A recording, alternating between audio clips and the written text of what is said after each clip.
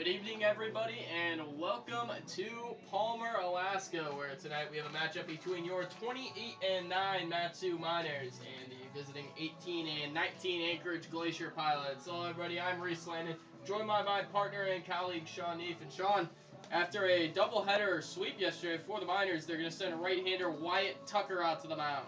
Well, not really breaking up their usual rotation. It usually goes Sealhorse, Willie, then to Tuck.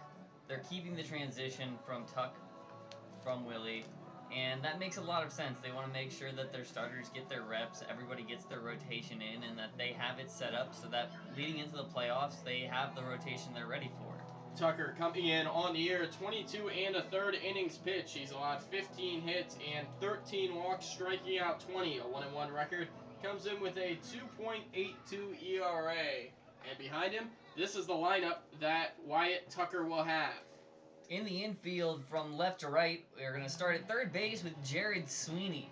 Shortstop's David Bermudez. Second base, Holden Breeze. And of course, at first is Nick Sorelli. Behind the plate is going to be Kevin Nakamura today, catching for Tucker. In the outfield, left to right, it goes Aaron Walters in left, Patrick Donovan in center, and Casey Rother in right. So the Miners mixing up a few new names in there. Obviously, Ricky Nunez not in the field, but in the lineup today as their designated hitter as well. And for the Anchorage Glacier Pilots, they'll send this crew to the plate. Leading off in right field, Cole Escher.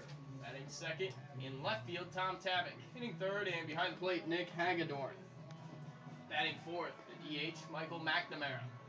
Batting fifth at second base is Blake Wink. Hitting sixth at third base, Connor McGuire. Batting seventh at shortstop, Fausto Lopez. Hitting eighth at first base is Grant Weiss. And batting ninth in center field, Devin Ornelas. Gavin Ochoa goes to the mound for the Glacier Pilots. This will be his first start on the year. His first 7 appearances came all out of the bullpen, and it was a little bit rougher to say the least. 8 innings pitched. He allowed 9 hits and 7 walks. 9 runs given up, 8 of which are earned. He's got an even 9 ERA, 0-1 record. So a little bit contrasting starting pitchers, but anything can happen on any given day in a baseball game. So that's where we'll leave it. We'll head to a short break here from Herman Brothers Field and be back in just a few moments.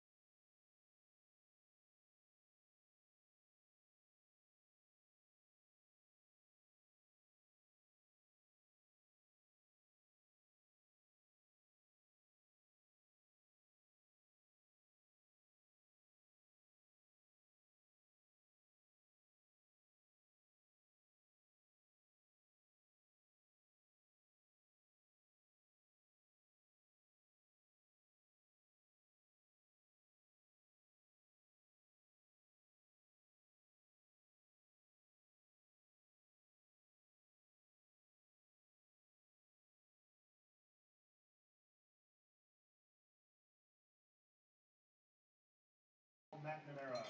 Welcome back in here to Herman Brothers Field as the Miners lineup is about to be announced and the National Anthem coming soon. But before we go to the National Anthem, we'd like to give a couple of shout-outs. First to the sponsor of 2021 Matsu Miners Baseball, Pacific Northwest Regional Council of Carpenters and Carpenters Union, Local 1281. The Day at the Park sponsor today here at Herman Brothers Field is IBEW Local 1547. Thank you to them. They're sponsoring Fan Appreciation Day. Everybody gets in free, and it's a fairly decent crowd on hand tonight, even for a weeknight. Last Miners regular season game, obviously. So they've got some more to come, but for now, decent crowd on hand.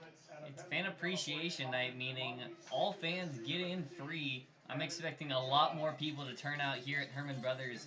It's also Sleeves Up for Summer, where they're giving out free vaccines for those who qualify and are desiring to get their own vaccine while here at the park.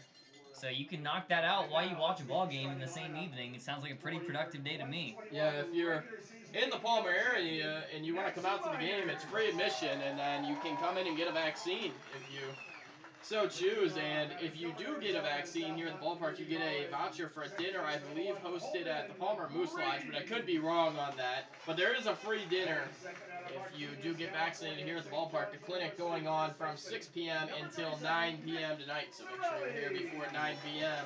if you are trying to get vaccinated out at the ballpark.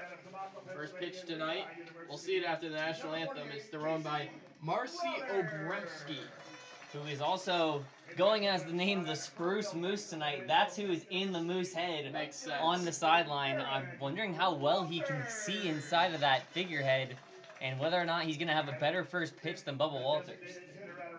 Pretty good sized moose head, and he's in full gear. I mean, that's got to be warm inside that suit. Long sleeves, long pants. It is here in Palmer, about mid-60s today, overcast, so it's not the warmest day. But it could definitely be colder. We've had much colder games. This one about run-of-the-mill.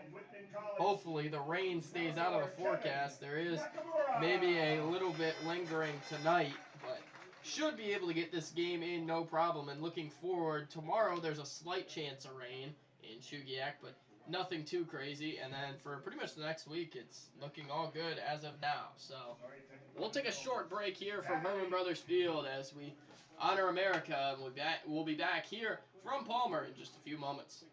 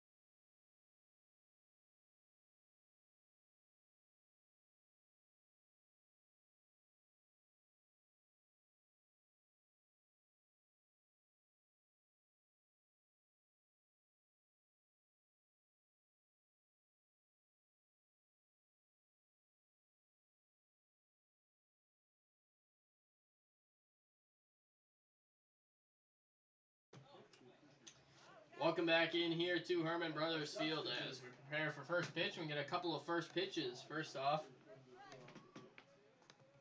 as there's a pitch in the dirt, but a good block by Tyler Rando.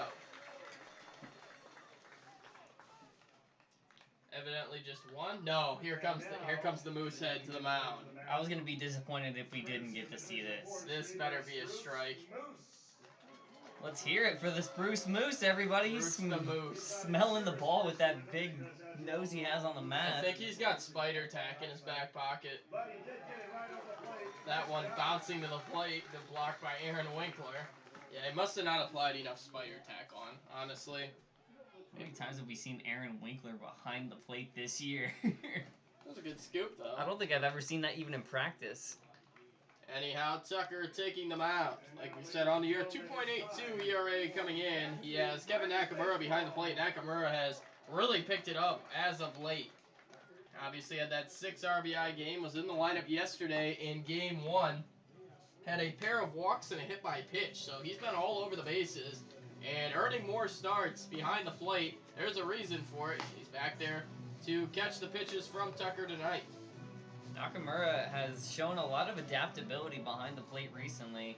Tucker used Rando for his last start, but going with Nakamura here, possibly developing some new chemistry with the catcher.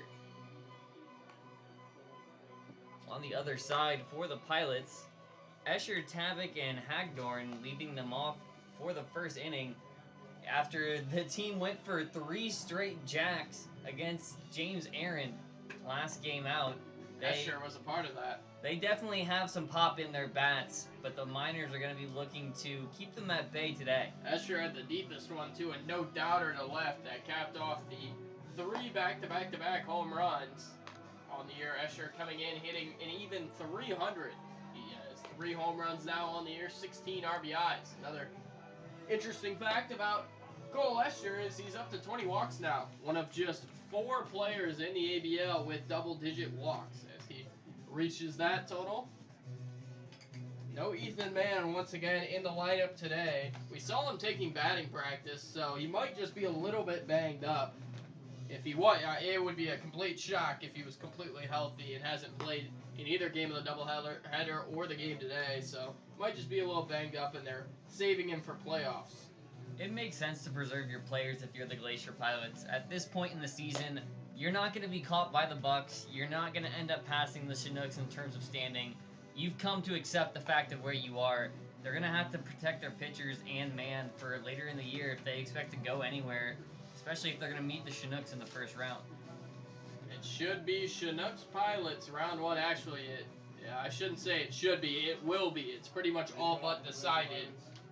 2 and 3 in Shugiak, barring a late miracle. Stepping into the box is Cole Escher, and ready for baseball here at Herman Brothers Field. Tucker from the stretch, first pitch way inside, and it may have just nicked him. So not the anticipated start. What Tucker would have wanted is Escher has just brushed with that first pitch, and the Pilots have a runner on the first pitch of the game. That didn't take very long. I'm sure Wyatt Tucker would have wanted to take him maybe a couple pitches deeper before that. Escher came into this game really hot over his last 5 games, 7 for 18 with a homer and 3 RBIs. And now it's Tom Tavik, who's been on kind of the opposite end this year. Has been a really good hitter, but as of late, he's just 4 of his last 20. But comes in at a .301 batting average, 2 home runs, 11 RBIs, watching strike 1 there. Does have a hit in recent memory, though. In the double dip against the Miners, managed to knock a single in his first at-bat in Game 1. So recently has some experience here on Herman Brothers.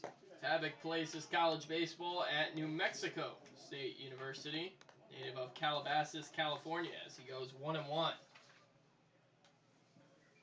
Tavik stands in from the left side as there's a quick pick over to first, but Escher easily back in. Escher, a Florida native, out of Green Cove Springs, Florida. He'll be a senior this upcoming spring at Middle Tennessee State. The 1-1. Swung on and grounded over to third. Sweeney over to second, but he can't get it out of his hand as it falls to the ground. That's going to be an error on Jared Sweeney as he tried to get rid of it too quickly. And Goes as a hit by a pitch and an error. 2 runners on to start the game for the Pilots. That's a play where you want to even try and think about turning too. With Sweeney not even being able to get it out of his mitt, that's a tough break to start the first inning. Game 2 of the doubleheader yesterday against Will Johnston. The Pilots put the first 2 men of the game on base. So, same thing, just 1 game later, as now Tucker is in a jam, and he's got to get Nick Hagedorn here. Hagedorn standing in, and the first pitch is swung on and hit deep down the left field line, but well foul. Actually hit off the bullpen wall down there. Relievers scrambling around in the Pilot bullpen to not be hit by that.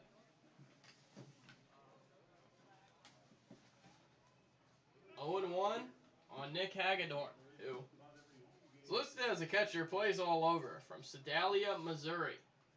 0-1 pitch is swung on and fouled back to the screen, so it's going to be 0-2 here on Nick Hagedorn. More recently, they've come to really value his bat. A 308 average, but an OBP near 440. He gets on base more than most players in the league and more than everyone on this starting lineup in the last week except for their top 4. That's in his last 4 games, 13 at-bats, as this one runs inside with a breaking ball and is going to hit Hagedorn. So a nightmare start for Wyatt Tucker. Hit by pitch, error, hit by pitch, and the bases are loaded with nobody out. That extra last hit by pitch has to sting a bit more, but being ahead 0-2, throwing that away with a hit by pitch, you know Tucker must be a bit frustrated. It's only been 1 ball in play, a slow grounder down to third, but the Pilots have found a way to get the bases loaded with nobody out. Michael McNamara, who's been really scuffling as of late, and on the year in general, he's 2 of his last 16 at the plate, and he watches ball 1 there. No reason to play hero ball if you're Tucker on the mound. I know you want to get these outs and you don't want to trade outs for runs, but the likelihood of punching out 3 straight with the bases loaded is going to be pretty low. Play to your defense. 1-0 pitch, fastball, and that caught the zone, top of the zone, 1-1. McNamara comes into this game hitting just 160 on the year. Kent State Golden Flash saw him talking to Evan Wolf and Sam Thompson before the game, his teammates at Kent State. Tucker steadies the 1-1 breaking ball, and that was a beauty, bending right back over the heart of the plate for strike number 2. Bending it like Beckham, different sport, same effect. I just like the terminology. A strikeout here would be big, as Tucker is in the driver's seat. Chance to put away McNamara. He's seen fastball, he's seen slider. What will he come with on 1 and 2? And that's a slider that just missed. Maybe a little bit high, possibly outside, 2-2. Took that slider a few ticks higher than last time. Doesn't seem like he's going to give a lot of forgiveness around the top of the strike zone. 2-2. Here's the pitch. And he struck him out swinging. Came with a fastball right down the chute, and Michael McNamara could swing at nothing but air. 1 out. It's the big first out. Bases still loaded. Wyatt Tucker can breathe a little bit easier after that one. Still 2 outs to go. He's nowhere near out of this jam yet. He'll get Blake Wink, who comes in this game hitting pretty well over his last 5 games. He's batting .385. The speedster, it's going to be really tough to turn 2 on him. First pitch there is a breaking ball outside for ball 1. Wink, ton of speed. Stolen 15 bases already on the season. So it would have to take a missile on the ground to turn 2 on it. Tavik at second has some speed as well. It's going to be difficult to double up any of these base runners. The 1-0. Swung on, hit in the air, center field. Donovan right at him. He makes the catch. The throw to the plate is not going to be in time. Cut off by Sorelli, actually, near the mound. And that's a sacrifice fly for Blake Wink. 1-0 Pilots here early in the first. You mentioned it before there, but that was a great body block that time by Nick Sorelli. If that one had gotten past and even through his legs, there's a chance we might have seen another runner advance to third. And Tucker's got to be okay with that. He gets a strikeout, and he does give up a run, but it is a fly out. Now 2 away, chance to get out of this inning with just 1 run allowed. Connor McGuire from UC Irvine stands in, trying to make the lead more than just 1. Tucker steadies, checks the runner. Here's the first pitch. Fastball swung on, hit in the air, right field. Nearing the line, going back, and near the line, Rother, and he'll make the catch in the right field corner. McGuire gave it a little bit of a ride, but Rother had plenty of room, and he's able to run it down for the third out. Credit to the young pitcher, managed to work himself out of a bases-loaded situation at the cost of only 1 run. That's some pretty mature pitching. So we head to the bottom of the first. It's Pilots 1, Miners 0. We'll be back here from Herman Brothers Field in just a few moments.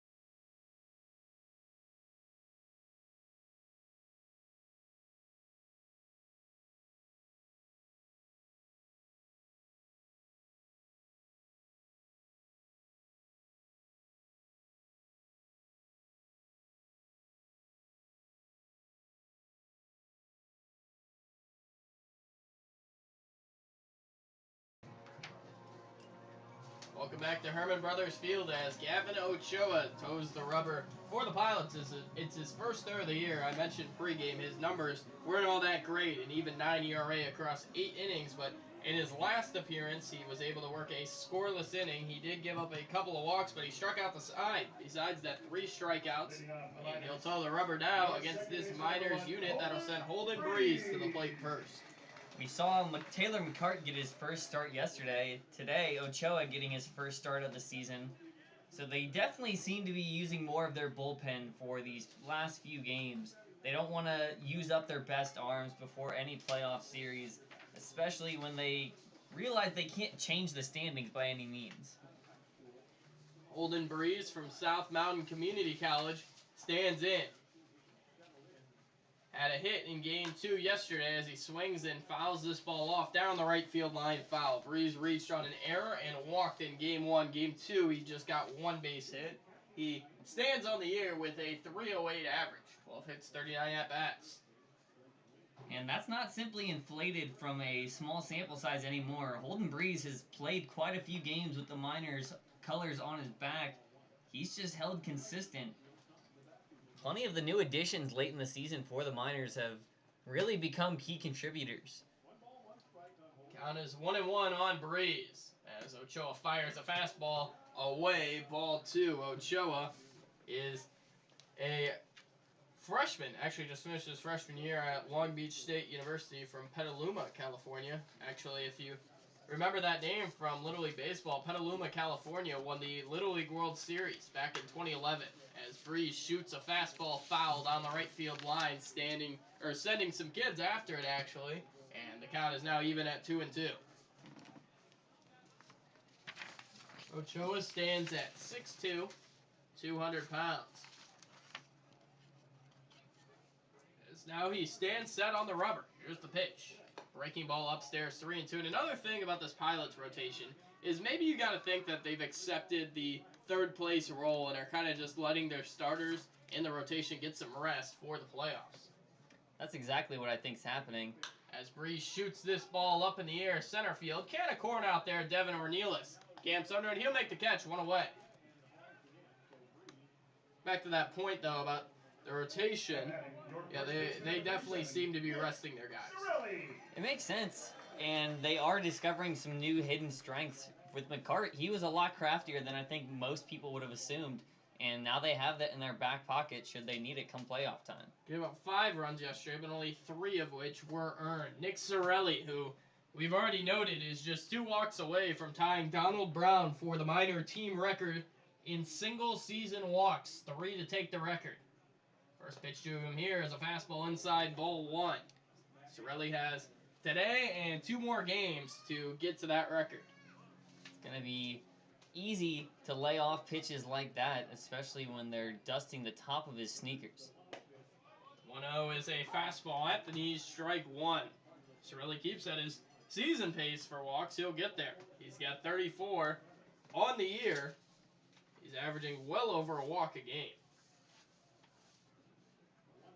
As the 1-1 is swung on and fouled back out of play. Sorelli has appeared in 36 games this year, missing just 1. When they say an everyday guy, Nick Sorelli is pretty much the description to a T. He's been in this lineup ever since he got here. The 1-2 is a breaking ball, and Sorelli knew it right away. It's strike 3. Ochoa gets the punch out. Back to the dugout goes Sorelli. 2 away, and it'll be Casey Rother from Lehigh University. Ochoa seemingly coasting through the innings so far. For a pitcher that generally allows a hit an inning or more, he seemed pretty comfortable on the mound right now. Rother stands in at the set. Lately, he's been scuffling a little bit. 3 of his last 16 at the plate, but he's found ways aboard. .318 batting average during that time frame as well, boosted by 4 walks. So he's been able to find value despite the hits kind of coming a little bit shorter. Rother must appreciate the fact that his coaches will generally try all of these players in different spots in the lineup if they don't feel like they're clicking anymore. Rother in a 2-0 count now. We know he's got good power. 2-0 count way ahead. Expect him to hack here. The defense in the outfield behind Ochoa is about as good as it gets. Tabak in left field. Ornelas is really good in center field. And then Escher, we know what kind of cannon he has in right, as there's a ball inside 3-0. However, they do have their middle infield duo back. Fausto Lopez at short and Blake Wink at second. They're interchangeable pretty much, but today that's where they are. 3-0 here on Rother. He stands in, and there's a fastball for a strike. Watching that all the way was Rother, 3-1. See Grant Weiss over at first base. No Terrence Seguida in the lineup today. I had no clue Terrence Seguida could pitch like that. Yeah, that was impressive. Came out of the bullpen. 3-1 pitch might have been ball 4, but hack it anyway, and now it's going to go to 3-2. Rother from Tamaqua, Pennsylvania. On deck stands Aaron Walters from Angelo State University.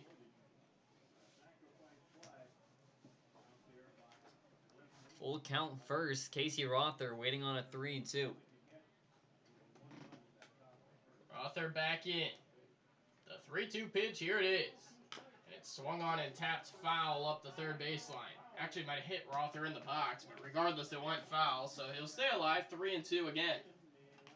If it did hit him, he's playing it off pretty well. Doesn't seem to be showing a whole lot of pain or soreness. 3-2, trying to hand it over to Walters. Ochoa worked a scoreless outing his last time out. Get back-to-back scoreless innings. That's what's at stake here. The 3-2 once again. Swung on and fouled away up the third baseline. So the count's going to be 3-2 once again. Not putting it in play currently, but Rother frustrating the pitcher. Ochoa can't seem to put him away. 7 pitches so far in this at-bat. 3-2, Ochoa back to the sign. Will be fastball, will be breaking ball. Here it is. And it's a fastball away. A good at-bat for Casey Rother as he works the count to 8 pitches total and takes his free pass. Now batting your left fielder, number 15. Get Aaron Walters, left-handed bat coming in. This is the first time we've seen Wally in the cleanup spot in actually quite a bit of time. His average lately has been slumping a little bit, down to 223 on the year, 1 home run, 8 RBIs. He does have a habit of coming into the ball at the right time. His clutch hitting and hitting with runner in scoring position is a tick higher than his usual batting average, actually. 1-0 as he's able to lay off that one. Off of first is Rother. Not a huge threat to run, but he is a decently athletic guy. 1-0 pitch, fastball, and that missed low, so it's going to be 2-0 on Walters. Ricky Nunez, who hit the home run in the 6th inning in Game 2 of the doubleheader yesterday, waits in the on-deck circle. Walters staring back at Ochoa. Here's the 2-0, and it missed off the plate, ball 3. So back-to-back 3-0 counts for Gavin Ochoa. And I think we're starting to realize maybe why Ochoa's numbers have been inflated. He's had trouble throwing strikes here in the 1st inning. Made it through the first 2 thanks to some attack early tactics, but definitely struggling here and only continues to struggle. 4-pitch walk there to Aaron Walters as he'll trot down to first base. It's a pair of 2-out walks for the Miners. And Ricky Nunez, who's been hitting the ball really well during the second half of this ABL season, stepping to the plate. You can just tell his timing is better overall. That last game, he was fouling off balls down the left field line. Finally timed it up a split second better and sent it over the left field wall. Nunez, a .269 batter coming in. He's got a homer and 5 RBIs over his last 9 at-bats. He has 4 hits. As this ball is going to get away from the catcher, Hagedorn, and go to the screens. That's going to be a wild pitch, I believe, on Gavin Ochoa. Both runners move up. 2nd and 3rd, still 2 away. Went from 2 outs, none on to 2 on in scoring position, and Gavin Ochoa could use some insight from his coach, Robert Anders. Last 10 plate appearances for Nunez. He's reached base 5 times, 4 hits, including that home run and a hit by pitch, and he scored every time on the backs. 5 runs, so 5 out of 5 on the base pass. He's also stolen a base during that time period. He comes in, trying to find his way on. And he wasn't originally slated to start in the first rendition of the Miners lineup today, so showing he's ready to step in and slide in when he's needed. He's being given the chance today. Count is 1-0. Remember, another pass ball. This game will be tied. Ochoa's got to get one over. Here it is, and it's in the dirt. Good block by Hagedorn. 2-0 on Nunez. The pass ball and wild pitch feels like a part of the personality at this ballpark, honestly. For how the backstop actually is, you can get 1 or 2 out of the bases depending on how hard you hustle. Patrick Donovan, the center fielder, 6-hitter, standing in the on-deck circle. The 2-0 from Ochoa. And it missed. No! Called strike on the outside edge. Maybe a little bit of an expanded zone there. 2-1. Miners dugout didn't like that, chirping at the home plate umpire a little bit. Count is 2-1 though, regardless. Walters off of second. Rother off of third as Nunez swings on this one, hits it into deep left center field on the run. Ornelas still going, and he'll run it down right in front of the wall. Nunez gave it a ride to deep left center, but not quite enough. I said a couple batters ago that Devin Ornelas really plays a good center field, and you can see it right there, ranging deep out there into the gap. Well, Ricky was just a few feet away from glory there, but popped it up. That one's going to be an out in center field, and Miners unable to respond in the first. We'll head to the second. Pilots 1, Miners 0. We'll be back here from the Valley in just a few moments.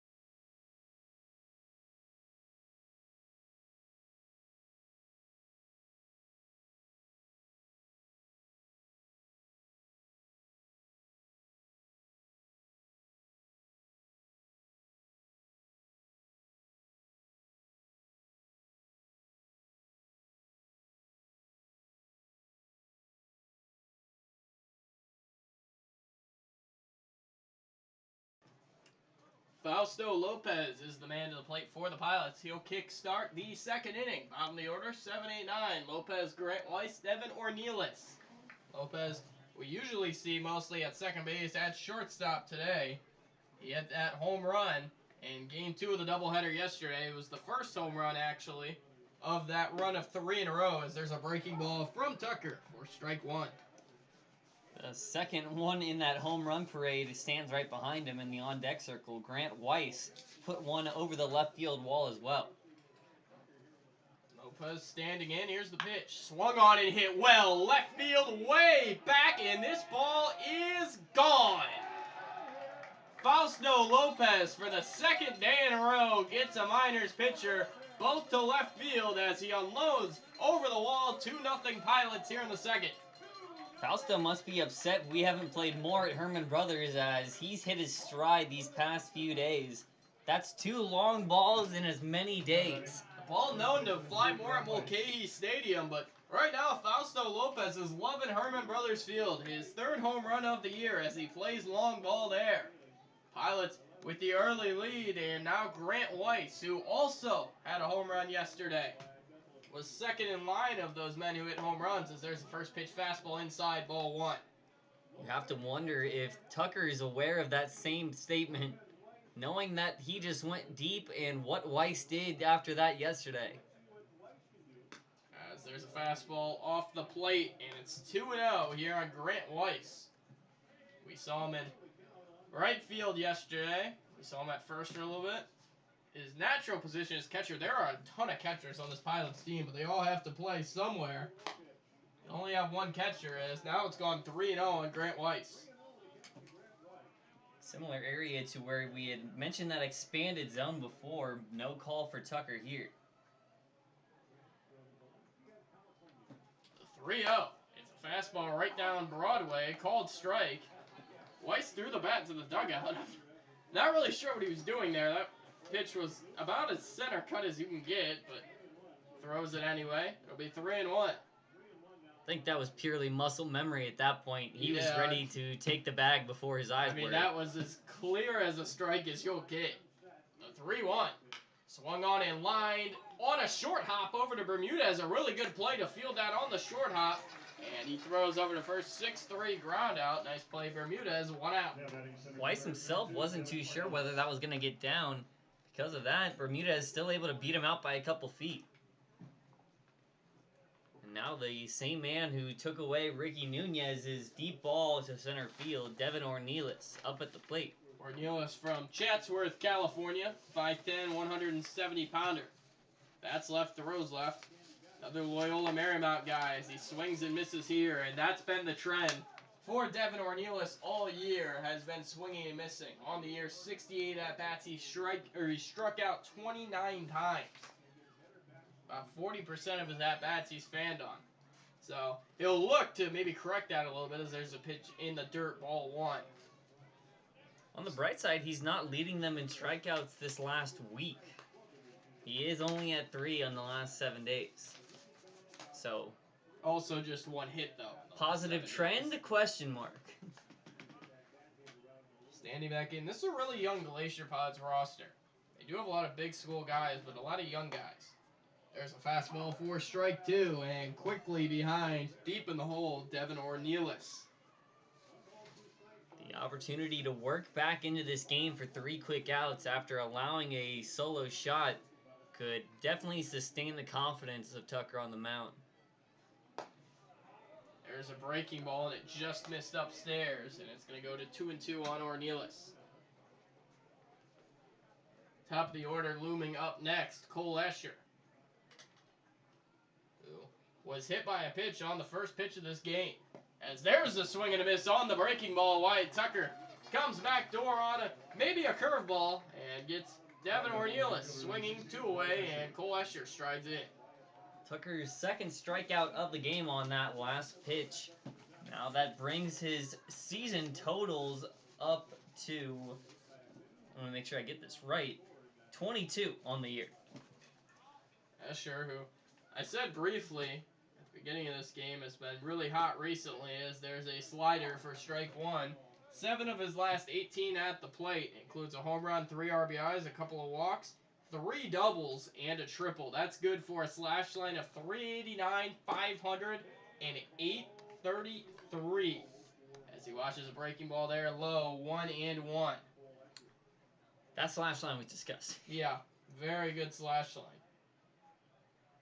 He's a pretty good player. We've been saying so almost all year. Another breaking ball that just missed, 2-1. The only one hitting better in the lineup right now, Grant Weiss. Over his last 3 games, he's only had 7 actual at-bats, but he's got 4 hits, 2 home runs. As he swings here and drives this one into left center field, but he got just under it. Gliding over is Donovan in the gap.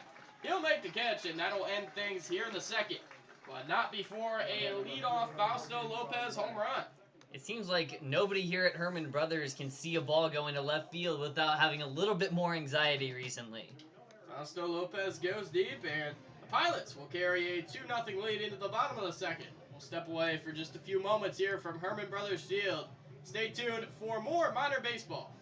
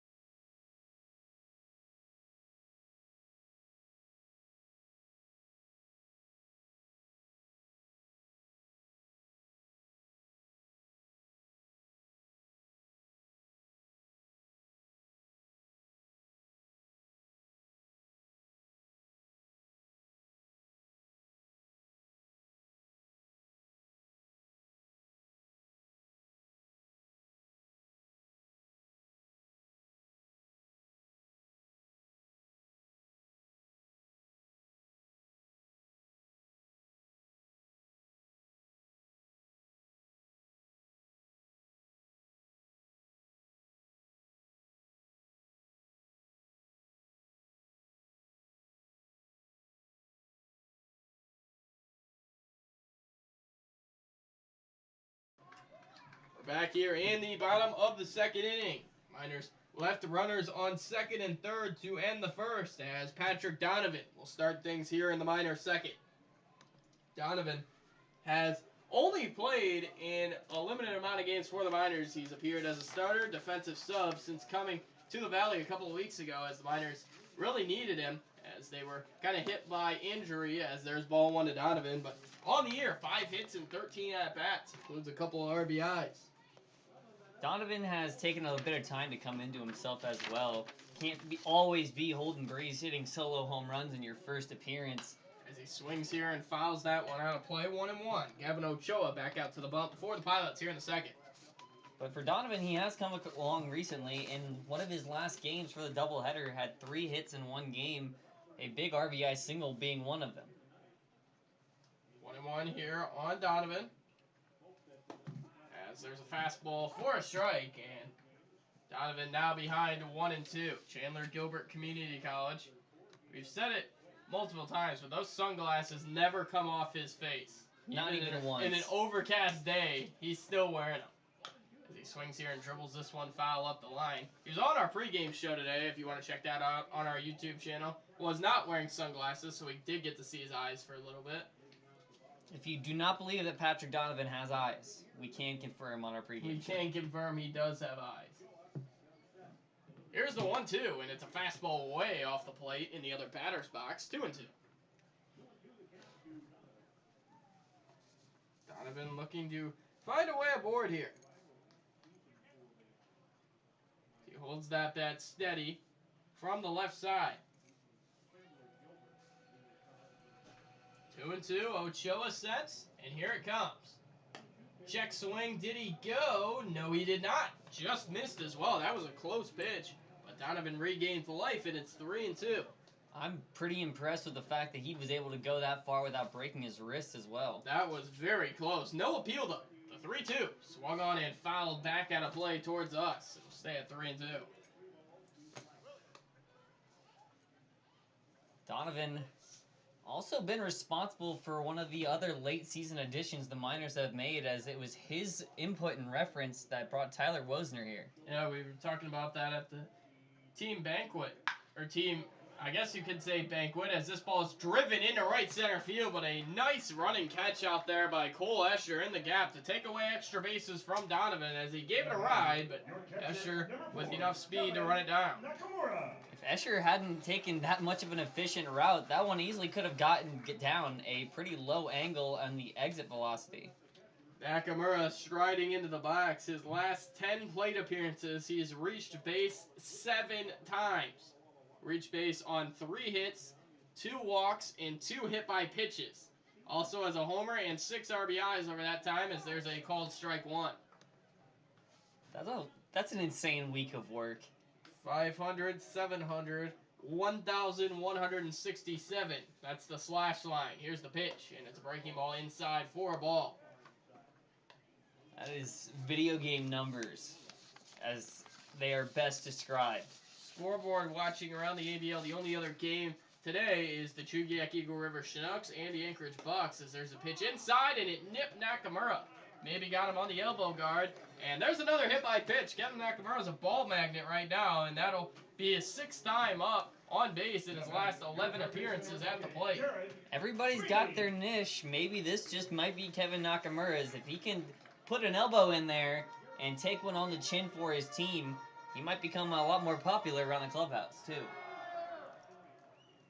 Just 2 games remaining for both the Anchorage Glacier Pilots and the Peninsula Oilers, as that pitch is away. So the only way the Oilers can actually stay alive, and actually 3 games for the Oilers left, check me. It'll take just 1 Bucks win and 1 Oilers loss for the Bucks to clinch. And remember, that's who the Miners will be playing in round 1, so it's likely to be the Bucks, but you gotta watch the scoreboard today. With the Bucks loss, they'd fall to 14 and 25, and they'd be at the exact same record as the Peninsula Oilers. Who would have thought when we began this season that there may not be, and there likely will not be, any games hosted in steal by Anchorage? Nakamura, throw down to second base on a hop is just in time. So just as quickly as Nak gets aboard, he's thrown out stealing. A good throw by Hagedorn to at least center cut it. Did take a hop, but was center cut, and Nakamura's thrown out stealing, 2 away, and a 1-2 count on Sweeney. Just a poor pitch to run on as well. A strike on the inside with a pretty decent amount of momentum carrying it. The 1-2 is a breaking ball inside, 2-2. Pilots close out their season tomorrow, actually. They have a doubleheader against the Oilers, 4 p.m., 7 p.m. So they don't play it all on Thursday. They do get an off day before the ABL playoffs. 2-2 on Sweeney. Here it comes. As it swung on and fouled back over the screen, it'll stay at 2-2. Roundabout way of reaching a 1-2-3 inning, but 1 pitch away is Gavin Ochoa.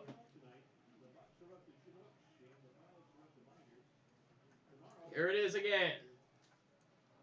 2-2, swung on and bashed into right field, and Jared Sweeney all of a sudden is starting to pick up that bat a little bit. He's been pretty solid lately as he singles there. He's aboard, and now David Bermudez with the runner on and 2 outs. It took until their 8th batter, but the Miners finally able to get their first hit of the ballgame there. That takes some pressure off of David Bermudez to perform at the plate, maybe looking to keep it going with a walk or another hit here. Forgot to note this in the broadcast yesterday. The Miners team average broke 240 on the year as this ball is flown out to right field. Escher carrying towards the line. He'll make the catch right next to the right field foul line. So Bermudez put away on 1 pitch, and that'll end the 2nd. Miners not spending too much time at the plate right now. Only 1 hit in the game so far. They're going to have to start taking a lot more walks or start putting the ball in play if they want to compete. So we head to the 3rd. Pilots 2, Miners none. We'll be back here for the top of the 3rd from Herman Brothers Field in just a few moments.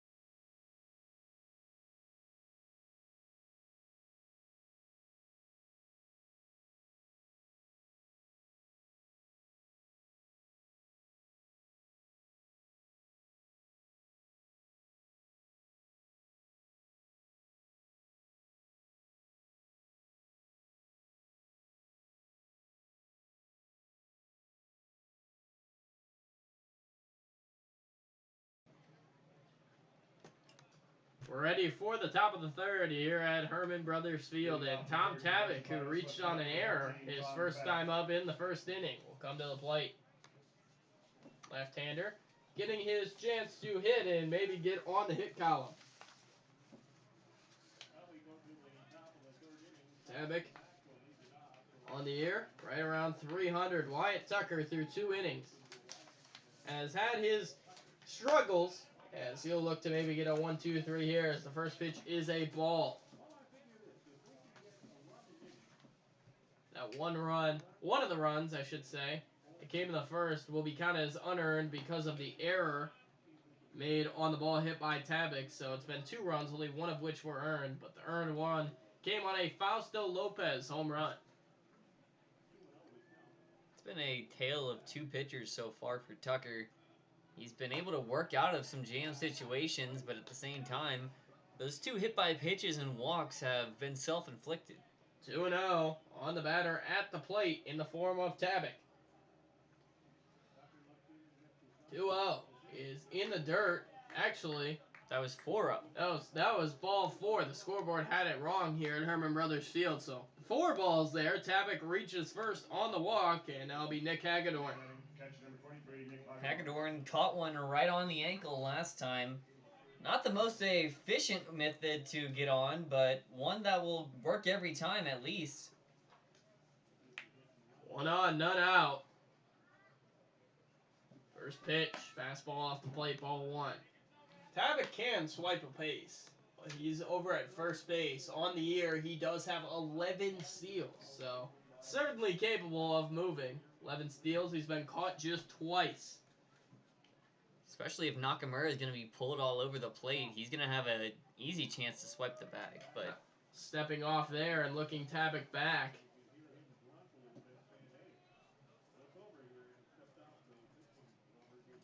Tucker in a 1-0 count. Here it is. It's fastball upstairs, 2-0. It's been tough sledding so far for Wyatt Tucker. He does not want to allow the second runner to reach with nobody out.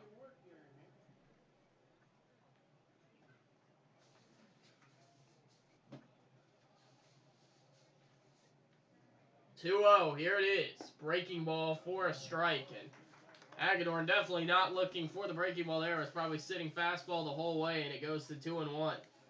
To Tucker, that has to feel like a miniature victory at this point. You had gone a 4-pitch walk and started this one with 2 balls of your own.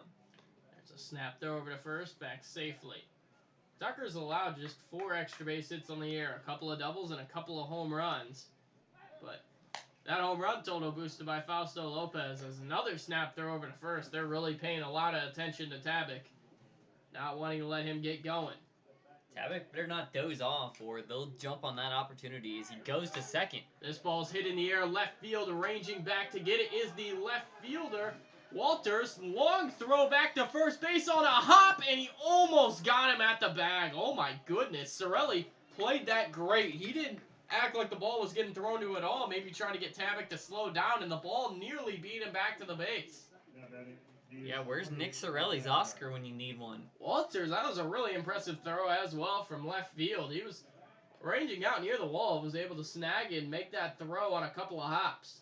Now 1 away, Michael McNamara coming to the plate. McNamara struck out with the bases loaded and nobody out his first time up. First pitch breaking ball, and it didn't bend enough inside. 1-0.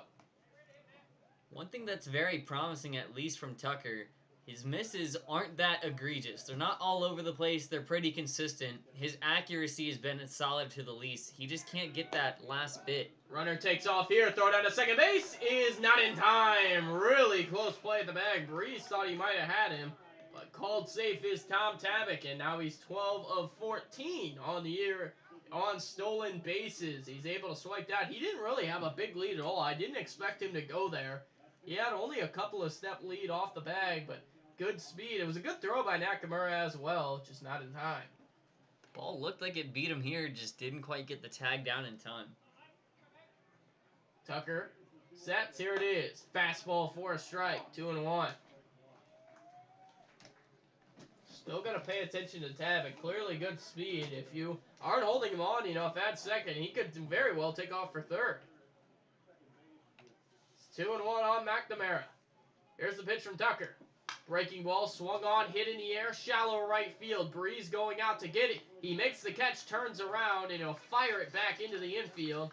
2 away. Good catch by Breeze, and a big out for Tucker, as now striding into the plate is going to be Blake Wink. Tabak is smart enough that he understands his own speed and the arm strength of these minors. He almost underestimated it once before with Aaron Walters. He wasn't going to test Holden Breeze there. Wink standing in. He had that sac fly to open the scoring for the Pilots in the first inning. Has a chance right now to add on the scoreboard. Pilots 2-0 lead here in the top of the third. First pitch from Tucker. Swung on, hit in the air, left center field, and that ball's going to get down. Rounding third is the runner, Tabak. He'll score easily, and how about this? The Anchorage Glacier Pilots, a run in each of the first 3 innings. They take a 3-0 lead here at Herman Brothers Field. Everything seems to be clicking for this team recently. They've been getting on in other ways other than big slugging. Because of that, they've been able to get cleaned up by the top of their lineup. Blake Wink, first pitch swinging, and that was a sharp line drive into left center. Throw from Walters got him fairly quickly to keep Wink at first, but we'll see if he's there very long. 15 steals on the year, leads the ABL. First pitch, breaking ball for a ball to Connor McGuire.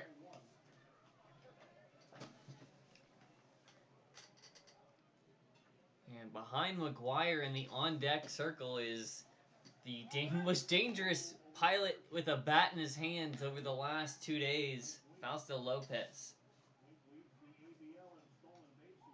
Dangerous territory, Tucker. Already a 3-0 game. You don't want to fall behind further as there's a snap throw over to send him back to the bag.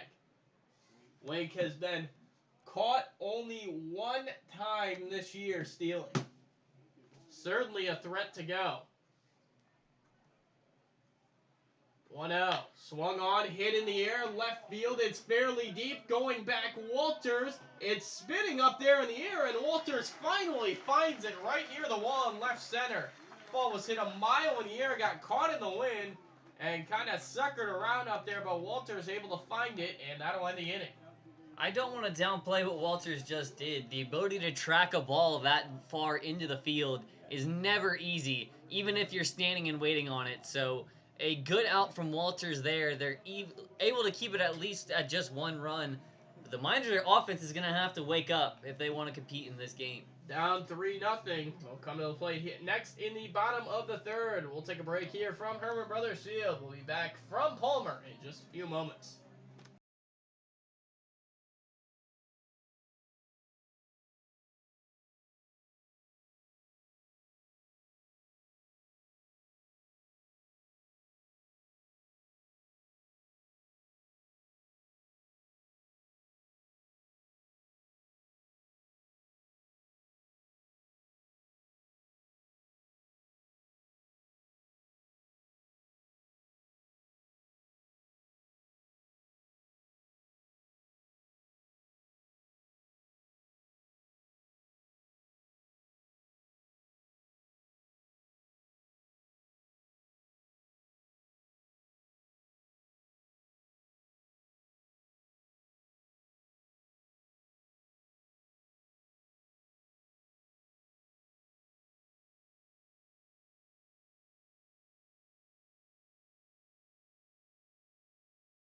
Your second baseman, number 1.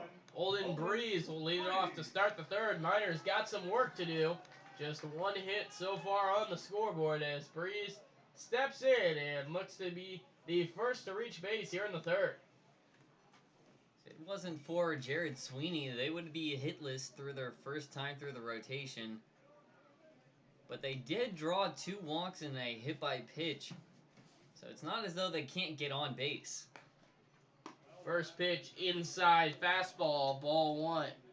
Breeze flew out to the center fielder Ornelas, shaded towards right center his first time up. The way Ochoa has been pitching too, a solid strategy may be to simply take him into deeper counts and try and draw enough walks to get on base. Big looping breaking ball there, 1-1. Sorelli in the on-deck circle, and the hole will be Rother. Top of the order, 1, 2, 3. 1-1. Breaking ball, that one in the dirt, 2-1. Still pretty overcast here in the valley. Not much sun to speak of, but not too much wind, even though the ball really did get caught up in the air by Walters, kind of suckered around there. As the 2-1 pitch is swung on and popped up, shallow center, ranging out Wink, turning around, but it's going to be Escher who calls him off and makes the catch in shallow right center, 1 out. Your first baseman, number 37. Now Nick Sorelli, the next one to the dish, and all eyes are on him. It's just a couple more walks to tie the record as Austin Robertson, who came into the game yesterday and struggled a little bit. Tyler LeBrun showing some confidence in him, getting him loose here. Down in the bullpen, maybe he's the guy for the 4th. First pitch to Sorelli is a breaking ball, and that missed, ball 1. You had mentioned during the break it's surprising that Robertson's being put up for a potential 2nd day in a row when the Miners could throw some bullpen arms in the midst of waiting for the Chinooks game tomorrow. As this ball swung on and hit into right field, and Nick Sorelli is going to reach first for the first time today. It's not a walk, but it is a loud single.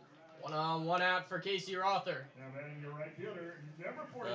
Single may fire the crowd up just a bit more than a walk. Sorelli able to read the crowd here, maybe getting his dugout fired up a bit, see if Casey Rother can follow him up with another knock. Rother had an 8-pitch walk his first time up. He'll look to get the Miners back in the game a little bit. It starts with just reaching. Gavin Ochoa, who's worked 2 scoreless so far, has that threat over at first in Sorelli. Breaking ball, and that one missed low, ball 1. Ochoa continues to struggle a little bit with throwing strikes. Surprisingly, only 1 wild pitch so far, though, in the first inning when Rother and Walters were both on with a walk. So never counted out as a possibility. With Sorelli on, he's got to be aware and keep his eye at home plate, see if anything slips through. 1-0 pitch. For that, check throw over at first. Apparently they're worried about Sorelli's speed a little bit over there. I'll stay at 1-0. It's just a cardio workout. Ochoa stands in. Here it is. And it's a fastball low for ball 2, 2-0. Casey Rother threw 6 pitches so far. It looks like he's having a pretty easy at-bat. Hasn't seen strike yet in this at-bat as he swings here and fouls that one off. Just had to jinx him. It'll go to 2-1 as he was hacking there. Aaron Walters sits in the on-deck circle, who walked on 4 pitches his last time up. Rother maybe trying to straighten his swing out even a bit. You saw him doing a 1-arm swing there. Usually try to do that on a simple line, a straight line. As there's a fastball and it missed in. So 3-1 on Rother. And Ochoa in danger of putting men on first and second. Big spot here for Rother. He could be swinging on 3-1. But he's not going to offer it that one, as that one misses low. The second walk of the day for Casey Rother is 6th in the last week as he reaches first via the base on balls. And 2 on, 1 out, Aaron Walters, who represents the tying run coming to the plate. I can tell you that every part of Casey Rother as a slugger wanted to swing at that 3-1, but every part of him as a teammate knew he couldn't. He needed to try and advance Sorelli into scoring position, now with Walters at the plate. 3 walks and a hit by pitch so far for Ochoa, and now we're going to get a balk. Gavin Ochoa balked. There was no argument, as he'll stay on the mound, kind of brushing dirt away, so the Miners get a free move by both runners into scoring position. No count yet on Walters. This is prime opportunity to get right back in the game. Wally stands in. First pitch swinging. Back up the middle. Base hit into center field. Sorelli scores. Rother getting the wave. The throw to the plate is cut off. And the Miners have chipped away. It's down to a 1-run lead. 2-run single. Aaron Walters. I'm sure Wally will try and say this intentionally, but hitting that second base bag gave it enough hang time The Rother might have been thrown out otherwise. Ornelas had to come in even more after it hit the bag. And able to score easy was Rother. So 3-2 Miners. They've cut into it, and now it's Ricky Nunez. RBIs number 9 and 10 on the year for Walters. Nunez, who gave it a ride his first time up deep left center field, but it was caught in the alley. First pitch here, breaking ball, and that missed up. Ball 1. For the Pilots, it's been 3 runs on 2 hits, no errors. For the Miners, 2 runs, 3 hits, 1 error. Nunez stands in at 1-0. Here's the pitch. And it missed low and away, 2-0. Ochoa has, I know I've said he's had problems throwing strikes, but specifically early in the count has been his main issue. He's fallen behind a lot of hitters. It's difficult to fall behind because you don't want to give them something easy to lob at and put into play just because you can't afford to walk the hitter.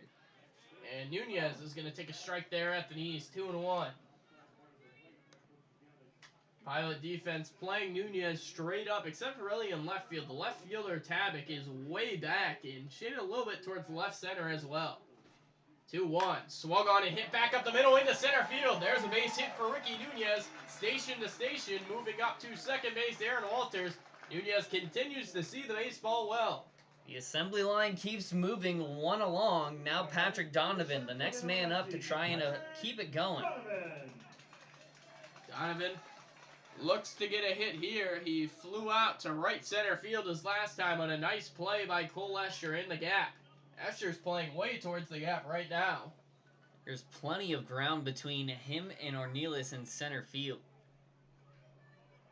First and second, 1 out. First pitch, breaking ball, strike 1.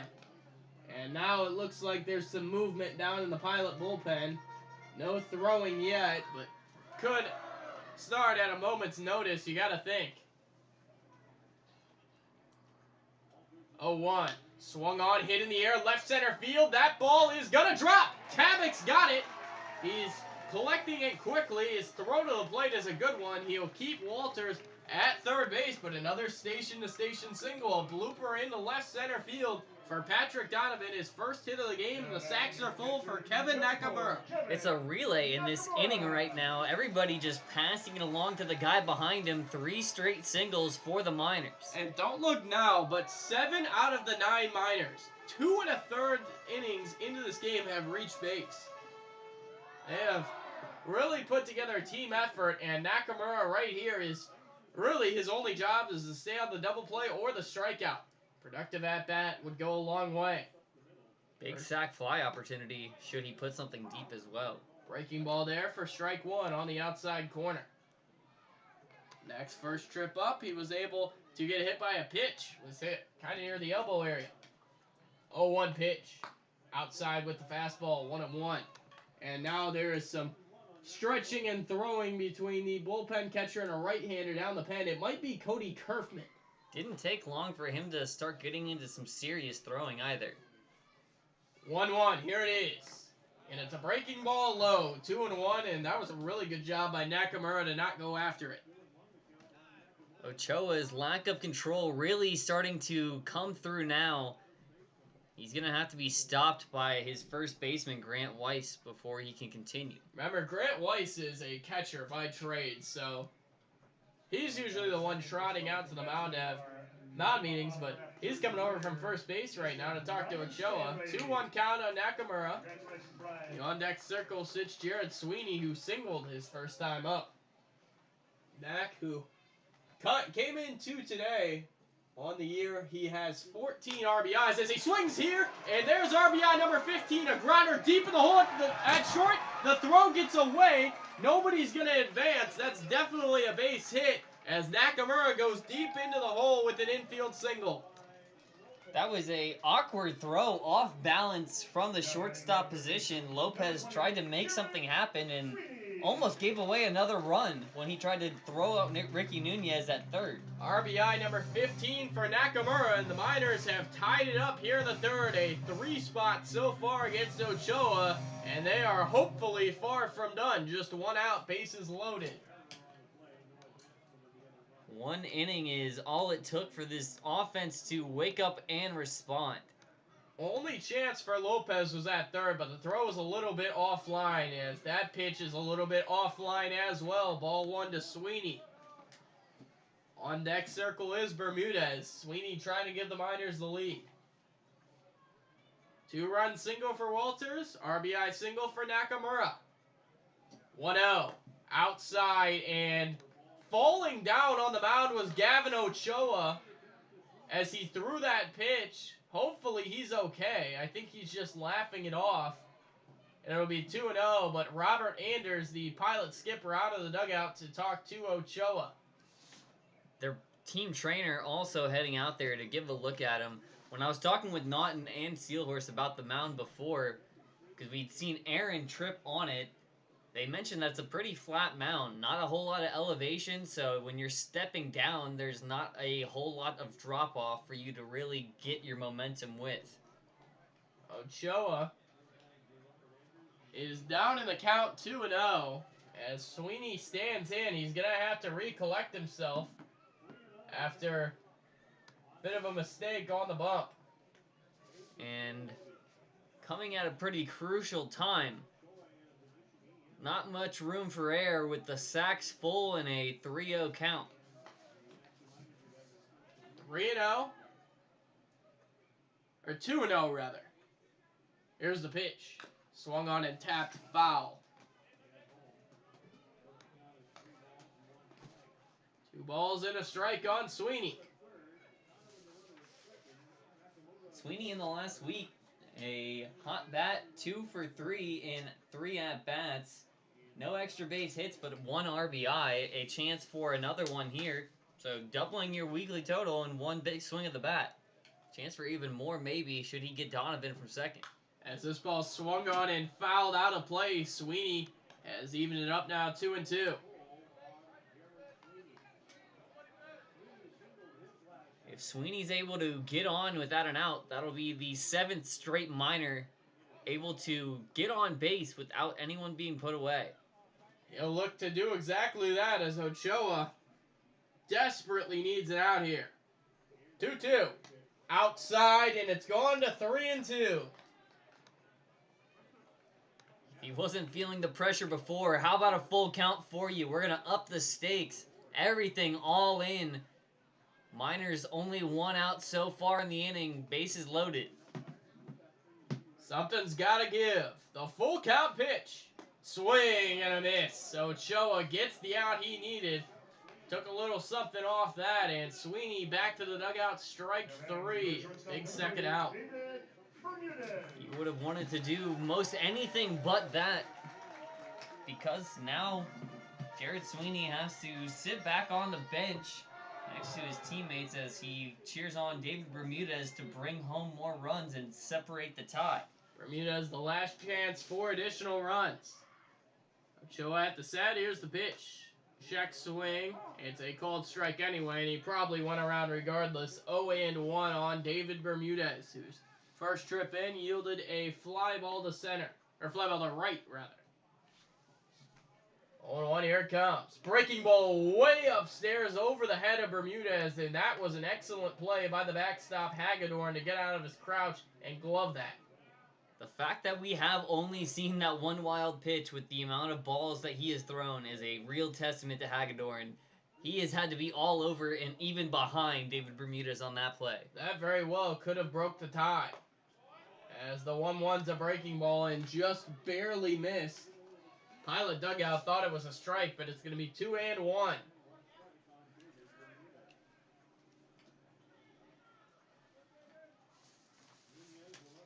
This is one of the largest crowds of the year at Herman Brothers Field. 2-1 pitch, swung on and roped foul down the third baseline. Almost hit Ricky Nunez in the process. He kind of dove out of the way a little bit. He's smiling back to Bermudez saying, "What are you doing there?" I thought we were Almost teammates, man. Almost hit him, Bermudez. Liner, Nunez was off of third base. Had to duck and kind of dive out of the way. Anyhow, 2-2 count. Here's the pitch from Ochoa. And it's way inside and almost got him. Came with the breaking ball, and Bermudez nearly was hit, and back-to-back full counts with the bases loaded. I'm honestly impressed that Bermudez just wasn't hit by that pitch. It seemed like it was coming right into his zone. 3-2. Here it is. And it's way inside, and that one's going to get him. A fastball that hits him in the upper area of the back, but it's going to plate the go-ahead run. Ricky Nunez walks home. It's 4-3 Miners. I'm sure there's conflicting emotions with David Bermudez right now. And this is going to be the end of the day for Gavin Ochoa. So after a couple of scoreless innings, a nightmare third that he cannot get out of. We'll take a short break here from Herman Brothers Field for a pitching change. We'll tell you about the new arm when we come back in just a few moments.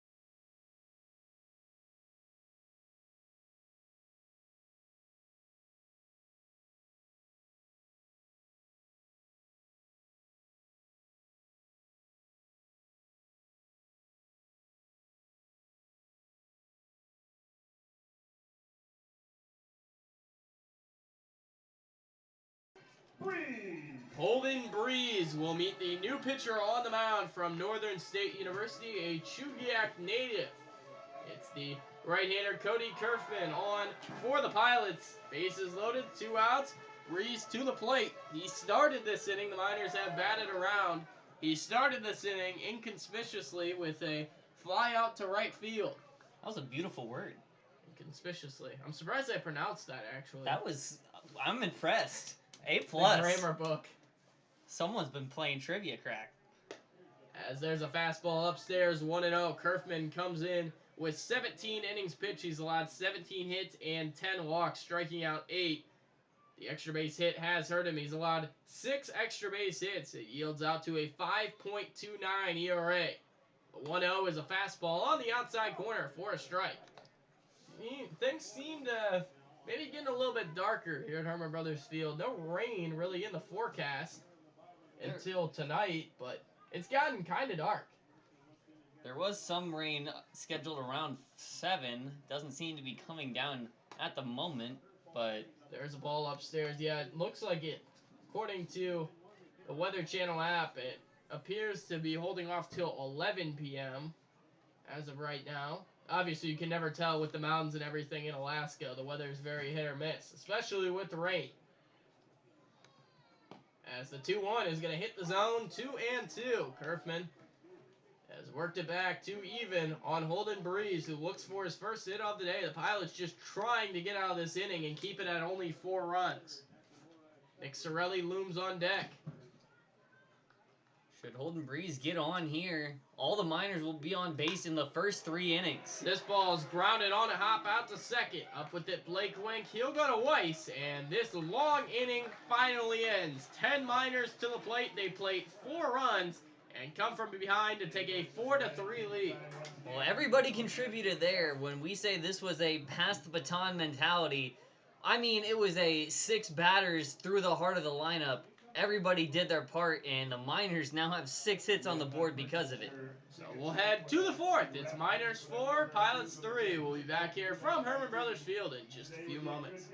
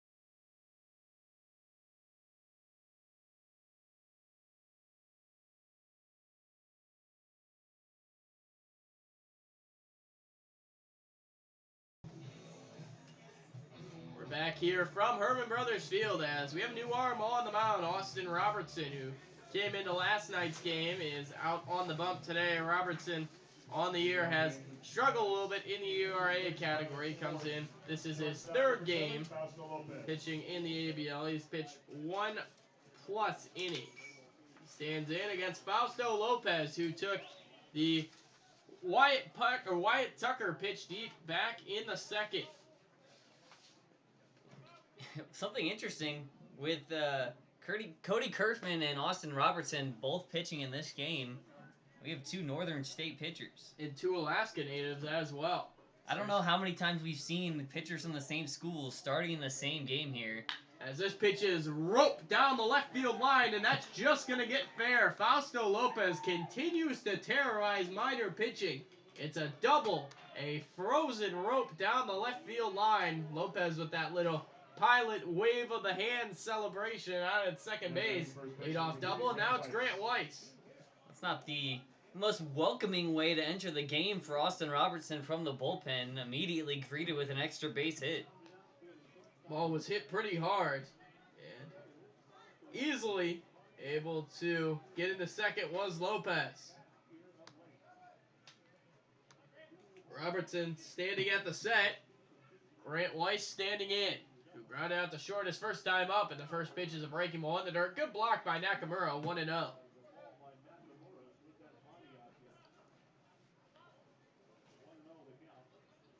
Wyatt Tucker will officially get the no decision as his offense came to life in the bottom of the 3rd, but he only lasted 3 innings. Also probably on somewhat of a pitch count. His next start will come at some point in the playoffs. 1-0 pitch way off the plate, 2-0. I'd imagine almost every rotational piece for the Miners right now is on some kind of pitch limit. Robertson trying to find a way to get out of this one. Runner on second, 2-0 count, nobody out. Weiss stands in, here it comes, and it's in the dirt again, 3-0. Right now, Robertson really can't seem to lift his pitches. He's been stuck in the dirt for the last 3. Just needs to find the bottom of the zone at least. 3-0. Fastball, and he finally gets one over, 3-1. There we go. First one's all the ones he needed. Before that, he got greeted with a hit immediately. Finally sees his first strike call. 3-1. Robertson checks the runner, here it comes. It's in the dirt, ball 4. Weiss takes that open base. First and second, nobody out. Next up, center fielder Devin Ornelas went down on strikes last time. I'm sure Austin Robertson would love a strikeout here as he takes some advice from David Bermudez. Maybe Bermie saw something from Ornelas in his last at-bat that he could use to his advantage here. Robertson really needs to roll up a ground ball right now. Ornelas standing in. It's a good guy to have at the plate if you're Robertson. As Ornelas squares, it's a bunt in front of the plate. Nakamura struggles to pick it up. Throw to first is not in time. Oh, baby. How about that? Devin Ornelas lays down the bunt. Nakamura had it.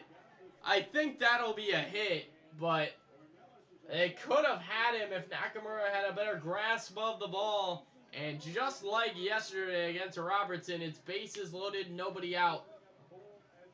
Top of the order, Cole Escher to the plate. Not the kind of guy you want to see coming to the plate with the Ducks on the pond. As he takes a big swing and just got a piece of it, foul ball 0-1. As now some maybe stretching in the minor pen, but it looks like Alex Majors is the one stretching. I wouldn't imagine he's going to come into the game in the 4th inning. That would be something out of left field. I would never expect Alex Major to come into the middle innings. There's a breaking ball for a ball, 1-1. This point for Robertson, you got to get an out regardless of whether a run scores or not. 1-1. Here's the pitch. And it missed away, 2-1.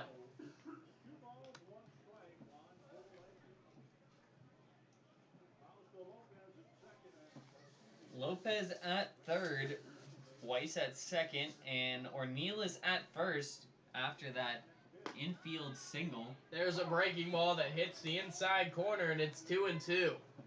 Once again, we'd like to shout out our Day at the Park sponsor, IBEW Local 1547, for sponsoring Fan Appreciation Day. 2-2, Robertson back to the line, here it comes. And it's swung on, hit in the left field. That ball's going to drop. 1 run scores. They're going to hold the trail runner around. It's an RBI single for Cole Escher, and this game is once again tied. Well, he was 1 pitch within reach of finally getting his first out. Instead, Cole Escher turns that dream on its head. An RBI single going the other way is a tie ball game now. Tom Tabak, bases still loaded, nobody out.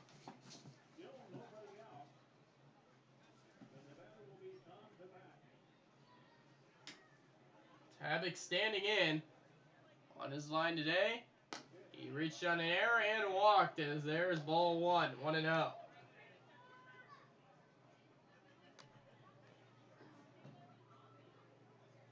And out by any means has to be their motto. As this ball is cracked down the right field line, but foul. Counts even up at 1-1. That one almost terrifying, sent into what could have been opposite field. That would have been good enough for 2. Robertson stands at the line. Here it comes. And it's way outside, 2-1. Just struggling to get it over right now. No activity in the minor bullpen yet. Needs to get Tabak into a 2-strike count. Can't let him have all the control at the plate. 2-1. Swing and a miss.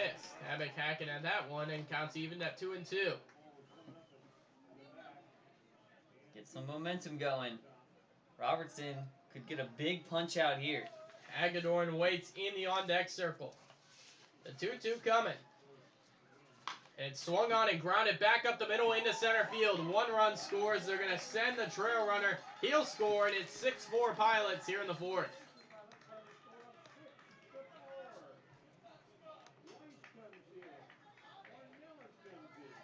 And now that's going to prompt a meeting at the mound. That ball wasn't hit all that hard, but got past David Bermudez on the dive, and the Pilots all of a sudden lead this game 6-4.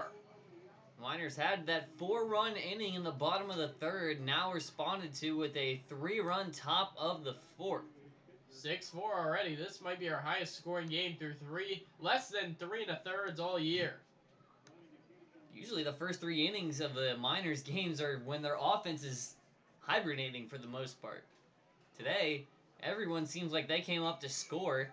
We have 10 runs within the first seven half innings. It's like maybe Joe Williams, who we haven't seen in ABL play in a little bit, taking off his jacket down in the bullpen.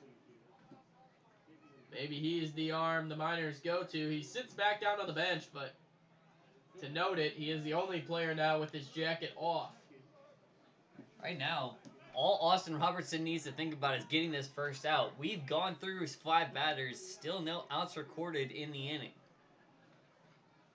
Robertson sets. First pitch. Inside, ball 1.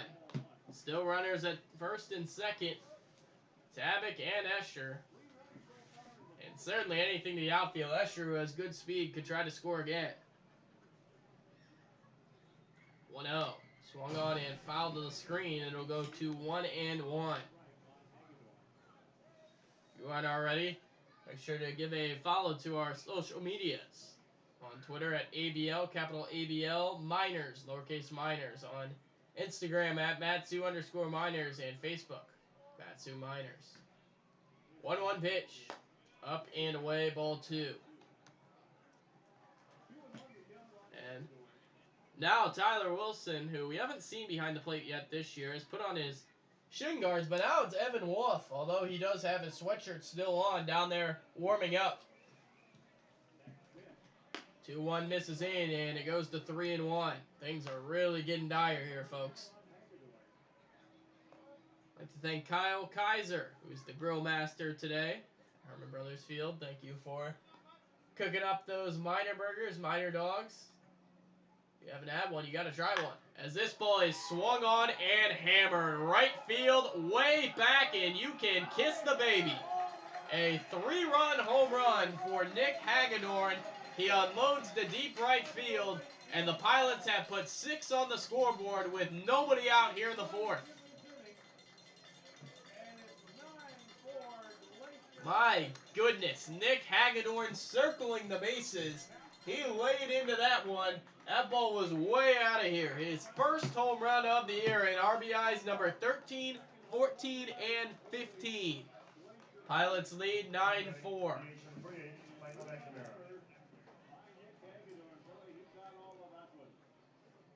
Michael McNamara stepping to the plate now. First pitch, strike 1. Evan Wolf now has his sweatshirt off. He's throwing in the Miner pen. It's in the dirt, 1-1. We thought the Miners had really taken momentum, but the Pilots have come back for 6 runs. That pitch just misses up, 2-1.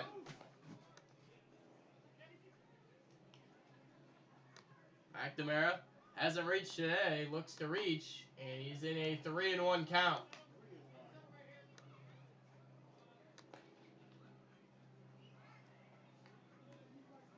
He'll go back to it.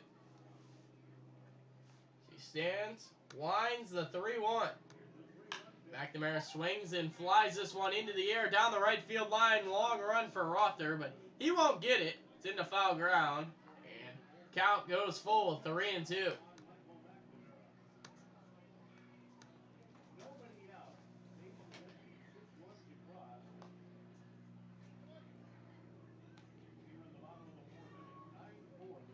Right now, Robertson, full count. And it misses away. McNamara reaches base for the first time today. Still no one out here in the 4th. This has been an eventful inning, to say the least. 7 guys up, 7 guys reaching. And now Blake Wink will stand in.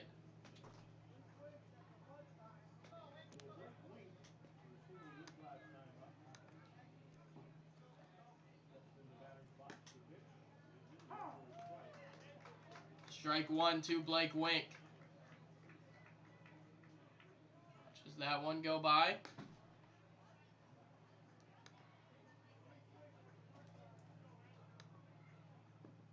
And there's a pitch upstairs, ball 1. So 1-1 now. Robertson takes a peek at the runner. The 1-1 pitch, here it comes. It's breaking ball upstairs, 2-1. That one in the attic, way too high.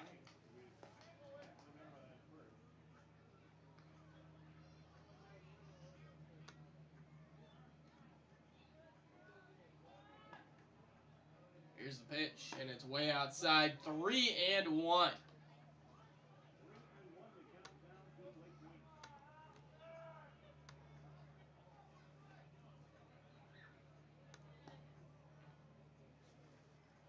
The 3-1 pitch. Called strike, just got that on the outside corner. 3-2 on Blake Wink.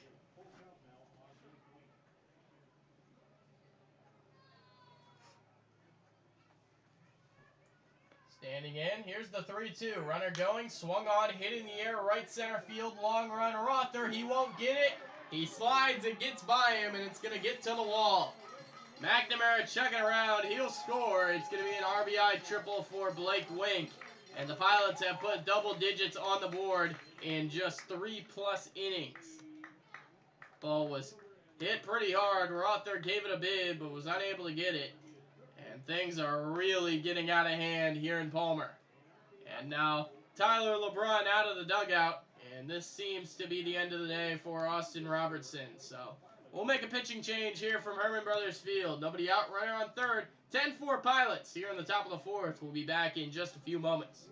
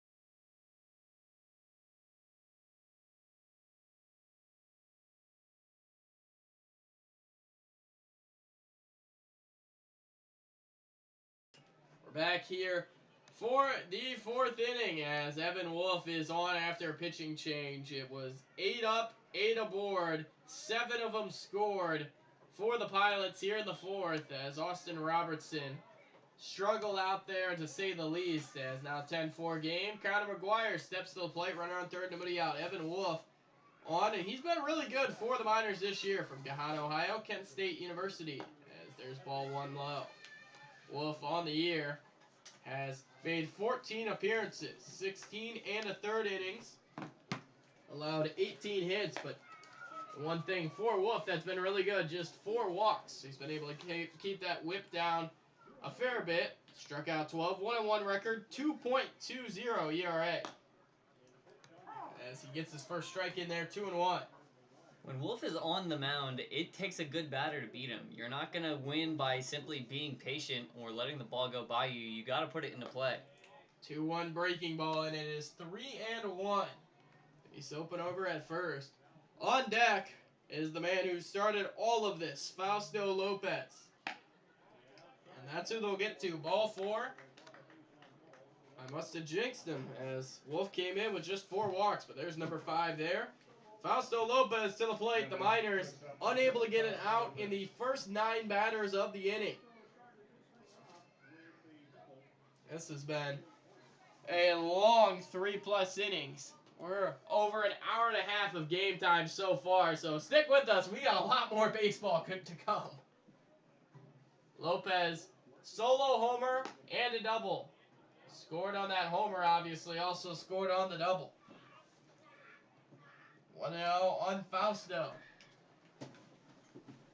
Already 6 hits, 3 walks in this inning. Simply looking to get an out and start towards that ray of sunlight. Breaking ball for a strike. It's 1-1. Lopez, native of Brooklyn. Brooklyn, New York, 5'8", 180 pounds. Middle Tennessee State Blue Raider. Counts 1-1 on him. Here's the pitch. Swung on, hit up in the air. Behind the plate. Mask off for Nakamura. And there is the first out of the inning. They do get Fausto Lopez, who was the first man due up for the first out of the inning. But that was his second at-bat of the inning. So, they got him one way or another.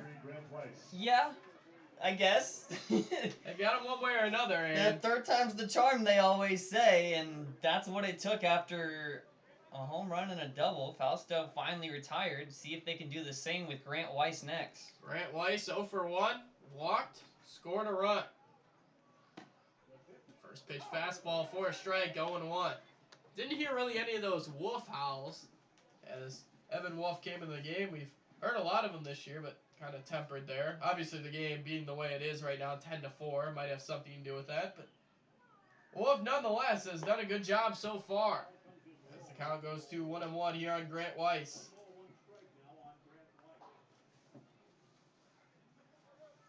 Wheezy just looking for potential double play. Maybe he's trying to keep it to only 10 in the game right now. But more than anything, would love to find the strike zone. Pitches upstairs. It's 2-1. On deck circle, Devin Ornelas. Here's the pitch. Swung on and fouled the screen. 2-2. Chance to get Weiss here. Get Ornelas, who had that bunt single earlier, the unlikeliest of hits. A hit that probably shouldn't have happened had Nakamura picked it up cleanly, but Ornelas with great speed, you can't really make any mistakes. 2-2 is a swing and a miss. Breaking ball, Evan Wolf hangs him the hammer, and back to the dugout goes Grant Weiss, 2 away.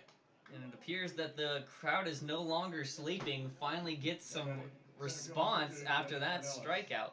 Few people headed towards the exits, but still a lot of people here at Herman Brothers Field. 2 away, Ornelas stepping in, 1 for 2, scored a run. Run he scored was earlier this inning.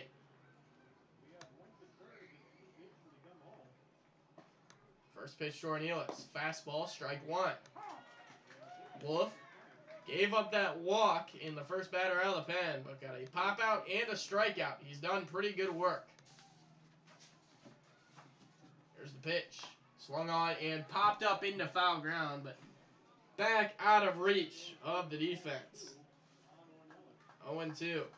Might need to check Kevin Nakamura's face mask after that one. The ball seemed to come and dent right off of his face.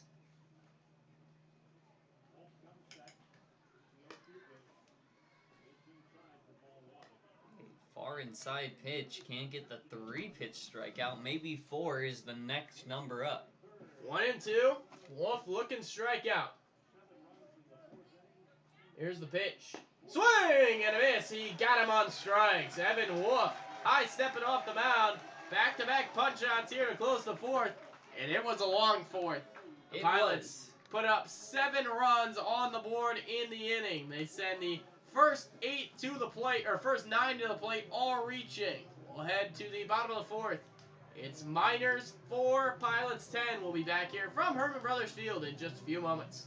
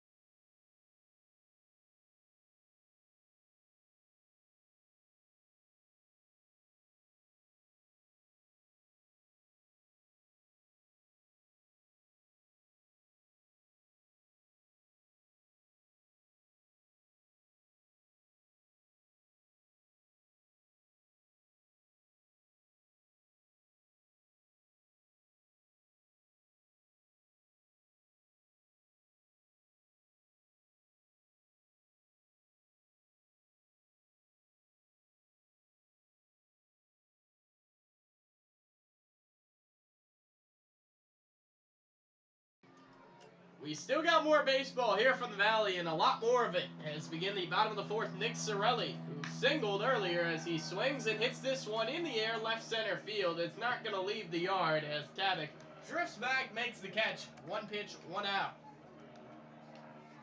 Casey Rother Number 48, Casey next to the Rother. plate as he'll stride in. Rother on the day has produced a couple of walks. Came around to score on one of the walks as well. He's having the kind of day you might have expected Nick Sorelli to have when he came in today. Scored the second run of the minor third, which seems way in the past right now as there's ball 1-0 on Rother. Minor's down 6, but we've seen him make a comeback from 6 runs down against another team in Anchorage this year, the Bucks, early in the year, so it's not out of question, but certainly got a lot of making up to do. 2-0 on Rother, and his first 2 at-bats, he's been 2-0 as well. As that one's upstairs, 3-0. Nobody seems to be a fan of pitching to Casey Rother today. 3-0. From the line, here it comes. And it's upstairs. 3 walks on the day for Casey Rother. Maybe Nick Sorelli wants to borrow one of them as he's going after that walk record. But right now, Casey Rother's making his own little puddle on the bases as well. On the air for Rother, that is walk number 19, I believe, on the air as he reaches first. And Aaron Walters, who singled in a couple of runs, will come to the plate next. Rother making a late surge for the walk crowd. Yeah, it would take a lot. Every single at-bat would have to be a walk. Technically plate appearance, but we get the gist. Walters watches a pitch inside there, 1-0. Kerfman can't fall asleep here. I mean, a couple of runs here for the Miners, and they're right back in this thing a little bit. This offense is very streaky. Yeah. When they get going, they have everybody contribute. You can look at the bottom of the third for an example of just that. There's a pitch inside, and it's 2-0 on Wally. Will try to find his way aboard. Stands back in. Left-handed bat of Aaron Walters. Kerfman takes a peek over at the runner. The 2-0 pitch, here it comes. And it's swung on and hit up in the air, but back out of play. So it'll be 2-1. It continues to get darker here, even though there's no rain in the forecast for the next 2 or 3 hours. I mean, it's pretty dark. Just clouds all around. None of them really the white, fluffy, happy clouds you might see in your kids' cartoons or drawings. Instead, these are just all sad gray clouds. The 2-1 pitch is ripped into right center field. Walters goes for his second hit of the day, so he's starting to snap out of that slump a little bit. Rother up to second. It's a couple of men on, just 1 out for Ricky Nunez, who singled up the middle his last time up. Somebody who's definitely not slumping recently, Ricky Nunez. Making the most of every time he's been on. You had mentioned, even when he got on the last time, he managed to come all the way around and score. If Ricky Nunez is on, it's almost a guarantee that he's going to become a run. Nunez scored his last time, like you said, in Scoot. 2 on, 1 out. Here's the pitch from Kerfman. Swung on and tapped foul. 0-1. Kerfman. There's that 24 in the Pilot alternate navy blue uniforms. We saw them in their blue ones yesterday. Navy blue today. The Miners in their alternate green. I have to be honest, I think these are my least favorite uniforms for the Miners. I think the I whites like are these. just... I like them. I just don't like the camo. That's my take. I do like the camo, honestly. This is not my cup of tea. There's a breaking ball upstairs. 1-1. I think it's just hard for anything to compete with the whites. The Yeah. whites are so clean. The Anchorage Bucks are now just 3 innings away, 9 outs away from clinching a playoff berth as the Chinooks are currently behind 5-3 to the Bucks in Chugiak. There's ball off the plate, 2-1. See if that game holds up. The Bucks, with the win tonight, technically the Oilers could still catch them in the standings. And both teams have split the matchups this year 5-5, but then it would come down to run differential, which the Bucks have the advantage in. Nunez way inside there, 3-1. All of a sudden, Cody Kerfman's 1 pitch away from loading up the bases. He's running into the same issue that Ochoa had when he was pulled for Kerfman. Walking batters all the way around.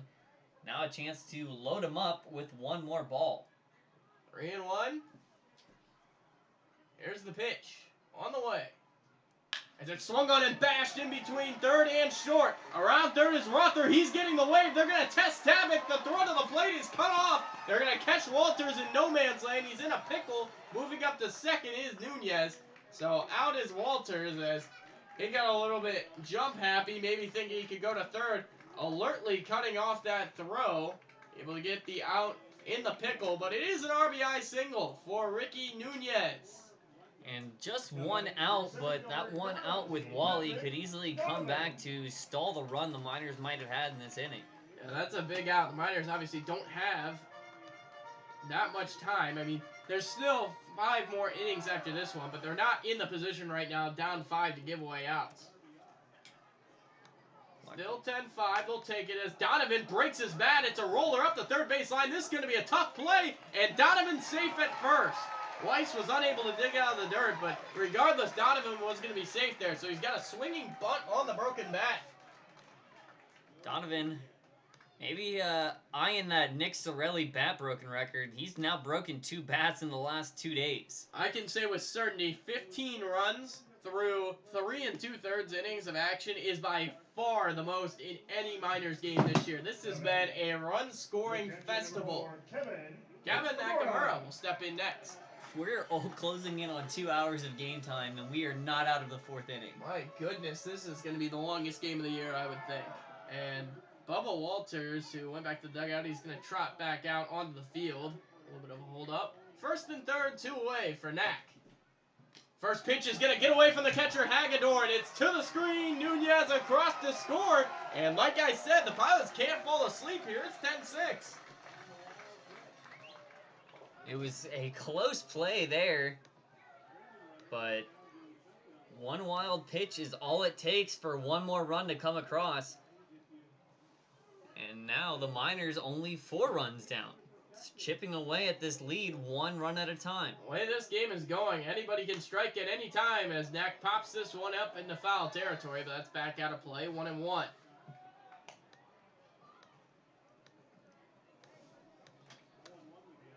Donovan was able to leg out that infield single. He was able to keep the inning going. They don't score that run if Donovan doesn't leg that out. He's already got a couple of hits on the day. Scored a run as well. He's trying to score run number 2. There's a breaking ball, and it missed upstairs. 2-1. It's a tighter zone more on the top and the inside of the plate, especially on right-handed batters. But that outside corner getting a couple of inches. 2-1. Here's a pitch from Kerfman with Donovan running, and he's going to get to third easy. That was a gaffe by the Pilot defense. Nobody holding on Donovan, and he took off. Hagedorn didn't get a clean pick there, but even if he did, he had no shot at throwing out Donovan. That was just everything coming together at the right time. Donovan picked the right pitch to go on. It was a low pick, and because of that, 3-1, maybe a chance to bring home another run, but Kevin Nakamura, he might become one himself. As he walks down to first base, that's Donovan's 4th steal. He's 4 for 4 on steals in his short time in a Miner uniform. And all of a sudden, I don't want to say it's too early, but the tying run is in the on-deck circle in the form of Bermudez, as now Kevin Nakamura in his last 6, actually no, is it the last 8 plate appearances? Last 8 plate appearances for Nakamura. It's been home run, double, as the pitch to Sweeney is swung on and fouled back. He had 1 out after the double, but that was it. Okay, so 8 of his last 9 he's reached. Home run, double. Or wait, home run, out, double. Home run, double, Home out. run, double, out. Home run, double, out. Walk, walk, hit by pitch, single, walk. The man's a menace. He is getting on base in quite literally every way right now. As Sweeney swings, but it's a one-hopper down to first base. A hard one-hopper.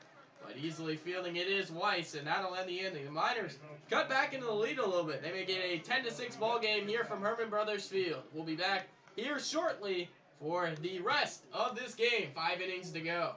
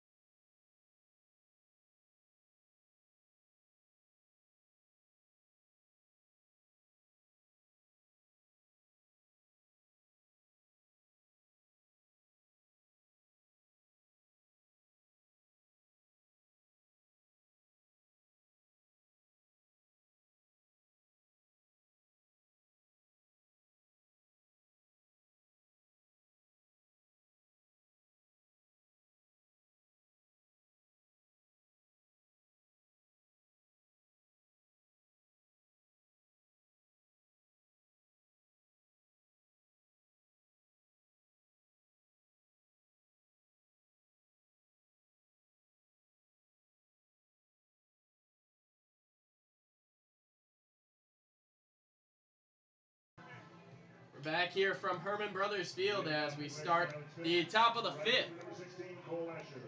Stepping to the plate, leadoff hitter Cole Escher, Evan Wolf, who did a great job out of the pen to inherit a really bad situation and was able to work a pop-up and a couple of punch-outs after a walk. Gave up no runs or an inherited run as the first pitch is a breaking ball for strike one. 10-6. We're in the top of the fifth. Yes, that score on your screen is correct. This is the highest scoring game through 4 innings all year. Breaking ball for a strike, and Wheezy's ahead 0-2. We've also hit what I'd like to call official darkness. Looks like night. A big strikeout swing right as the lights come on for the park. That's 3 straight breaking balls for the strikeout.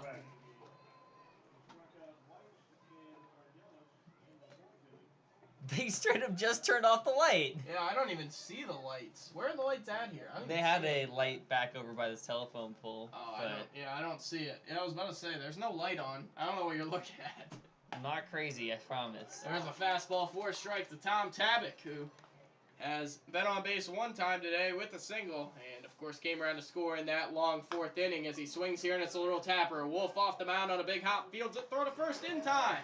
Quick couple outs, and Lord knows this game could use some quick outs as there's 2 away now in the 5th. We could keep this pace for probably the rest of the game, and we still would probably finish around 3 hours. Yeah, it's at 7:55 local time here in the Valley, 1 hour and 55 minutes so far. So we're almost guaranteed to get to 3 hours, even with a quick next couple of innings, to say the least. It'll be 4.5 if they can get the out here, as that ball is upstairs, ball 1.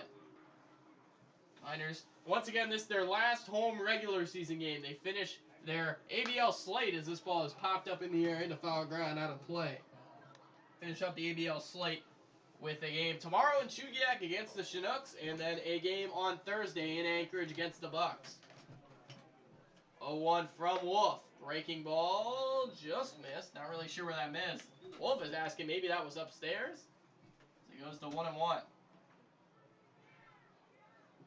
As this ball is swung on, put in the air, right center field. It's deep.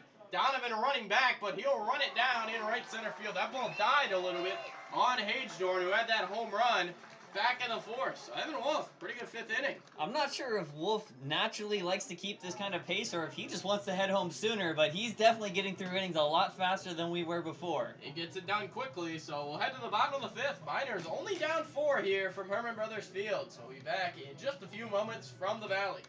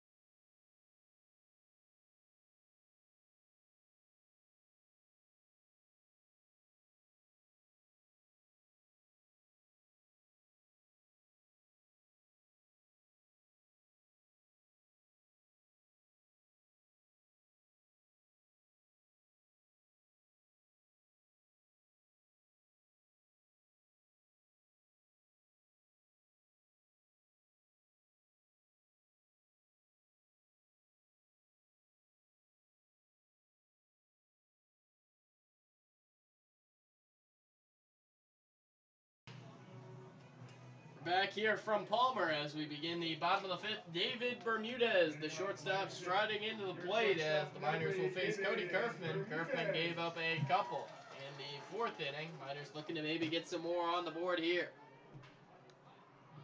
Bermy stepping in. And the first pitch is a swing and a miss on a breaking ball. 0-1. Casey Sherman getting a late start out there to third base. Casey's known around the team for being late. He's the last guy to the bus. I shouldn't say like late, like in a bad way. Like he's the last guy to the bus, etc., etc. That pitch fouled the screen. 0-2.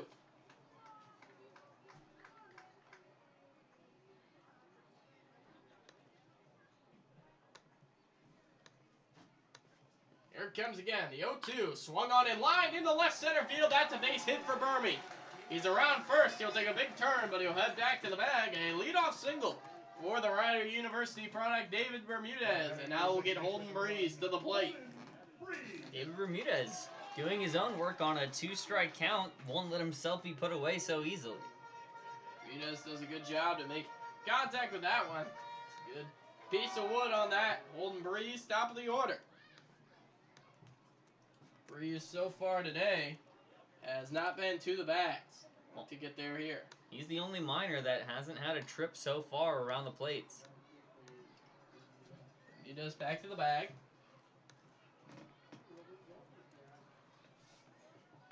So go back. Holden Breeze.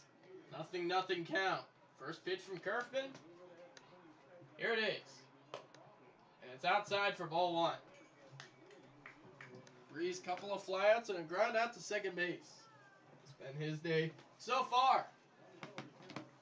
Some kids riding around their Razor scooters. I wish I still had a Razor scooter. That was a great part of my childhood. Do you remember cracking your ankles with Yep, Razor scooters I was just about all to say the time? that pain is just insurmountable. 1-1 on Breeze. No, I knew kids with like the electric Razor scooters. I liked them. Like when I was like 8, 9, like I loved them. But when I got to like 10, 11, 12, I can remember just going on my scooter around as getting away from the catcher Hagedorn. Trying to steal second is Bermudez, and he's out at second. Wow.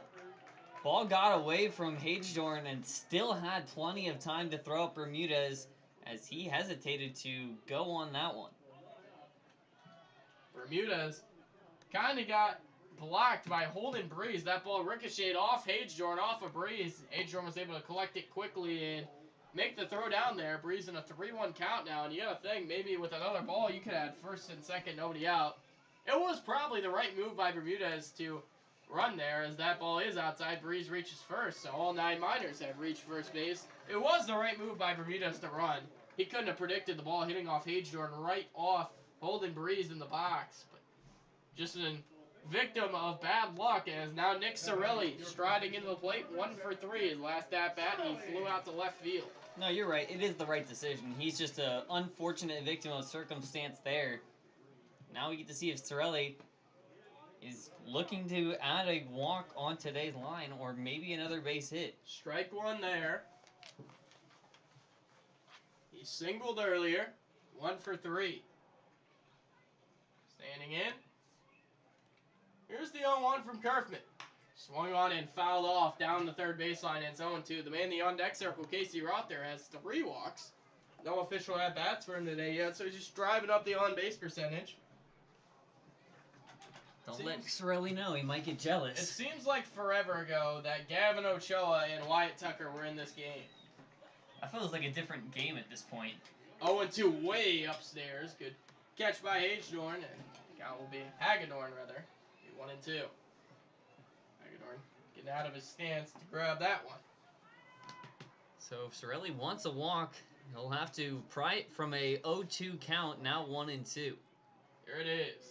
And it's inside. It's going to scoot away from Hagedorn. Breeze around second. He might try to go to third, but up with it is Hagedorn. He'll keep him there. Hagedorn didn't really show a lot of, I guess you can say, motivation to get after that ball, and Breeze took a turn, but held there. Probably the right decision. 2-2. You already saw one player get thrown out in this inning. You don't want to risk ending another inning sooner because you can't be patient. Sorelli can plate Breeze. That lead goes down to 3. I mean, this is still a game. Despite all the runs the Pilots put up, this would be a death blow if they could somehow not find a way to win this game. As now it's 3-2 on Nick.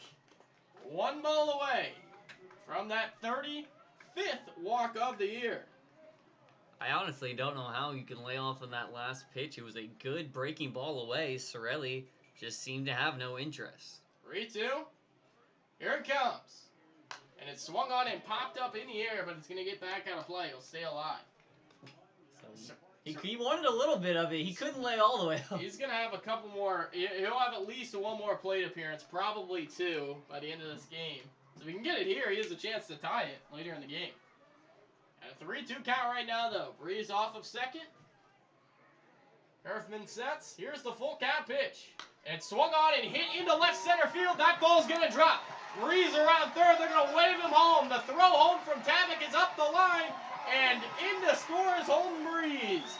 Advancing into second, Nick Sorelli.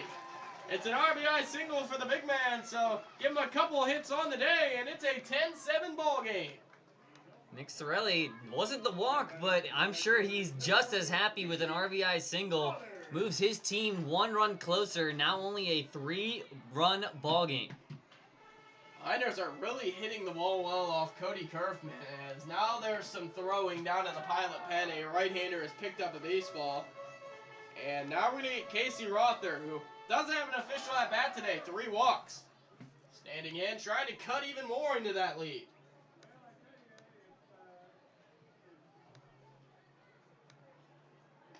Kerfman stands at the set, the first pitch. Swung on and fouled away, so Rother being aggressive there, and it's 0-1. Behind Rother, Aaron Walters, somebody who also hasn't come out. The 3 and 4 holes for this Miners rotation has been perfect on the day so far. Between the two of them, 2 for 2 on 6 plate appearances. Rother thought about offering, did not, but it's a gold strike, and it's 0-2. Aaron Walters, who stands on deck, has a walk and a couple of hits, 2 for 2 on the day. Also scored a run. He's had a productive day in the cleanup spot. 0-2 on Rother, here it is. And it's upstairs, 1-2. Some nice velocity on that high cheese. Rother not very interested in what he had to sell. Here it is. It's in the dirt. It's going to skip away from Hagedorn again. Sorelli around third. He might try to score, but he's going to put on the brakes. Back to third. Another wild pitch. I believe that's the 4th wild pitch of the game for Pilots pitching. It's not really by Hagedorn's measure. Hagedorn has probably saved more than the balls that have gone to the screen. I mean, there has been a lot of errant pitches by Pilot pitching. Nick Sorelli, I know you're tough as nails, but for you to score on that rounding from third, I think you would have had to truck at least 1 person. Yeah, this backstop here is long, but it's still very hard to get 2 bases, especially with the arms the catchers in the ABL have. Here's the 2-2. Swung on, hit in the air, foul ball. That's going to drift out of play over the Miner dugout. Bunch of kids scrambling after that one. They're all going up the alley over there. There's at least 7, as now we're into the dozen. Probably 15 kids going after that baseball, and somebody came out with it. Right by the Miners' batting cage, their indoor batting cage, that is. Everybody wants a ball, apparently. 2-2 to Rother. Swung on and grounded over to short. This will play to run. Lopez fumbled it for a second. Throw to first in time. Sorelli scores, and it's 10-8. So, productive out for Casey Rother. It's only a 2-run game. Now batting, your left fielder, number 50, Aaron Walters.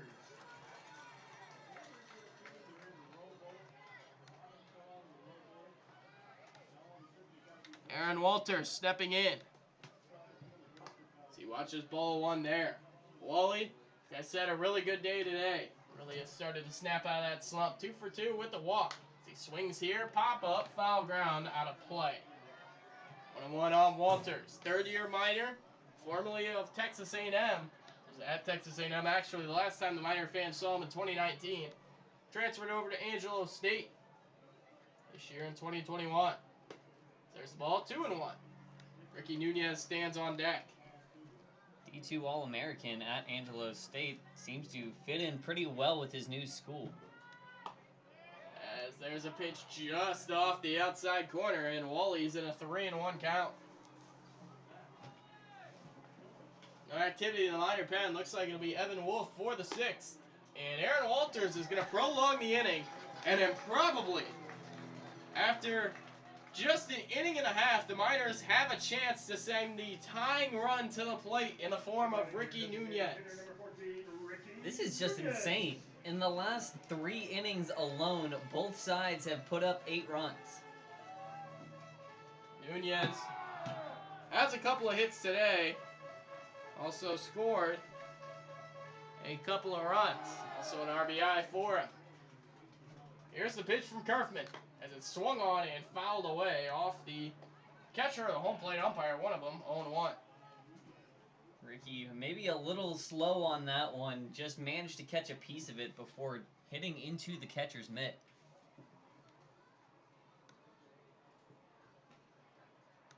This has easily been the most eventful game we've had this year, but we're not complete yet, only in inning number 5. Check swing there by Nunez. Did he go around? No, he did not. Late appeal down to the first base umpire, and it's going to be 1-1 on Ricky Nunez. Patrick Donovan, who already has a couple of hits, standing in the on-deck circle. Miners 11 hits in just 4 2/3 innings. Yeah, I think you're going to have to use that descriptor, has a few hits for most everybody in the lineup on both sides now. Pop up on the infield. Grant Weiss makes the catch on the fair side of the chalk, and that'll end the Miner 5th. But they do get a couple of runs. Able to plate runs on Nick Sorelli, RBI single, Casey Rother, RBI groundout. We're headed to the 6th here from Herman Brothers Field, and we'll be back in just a few moments.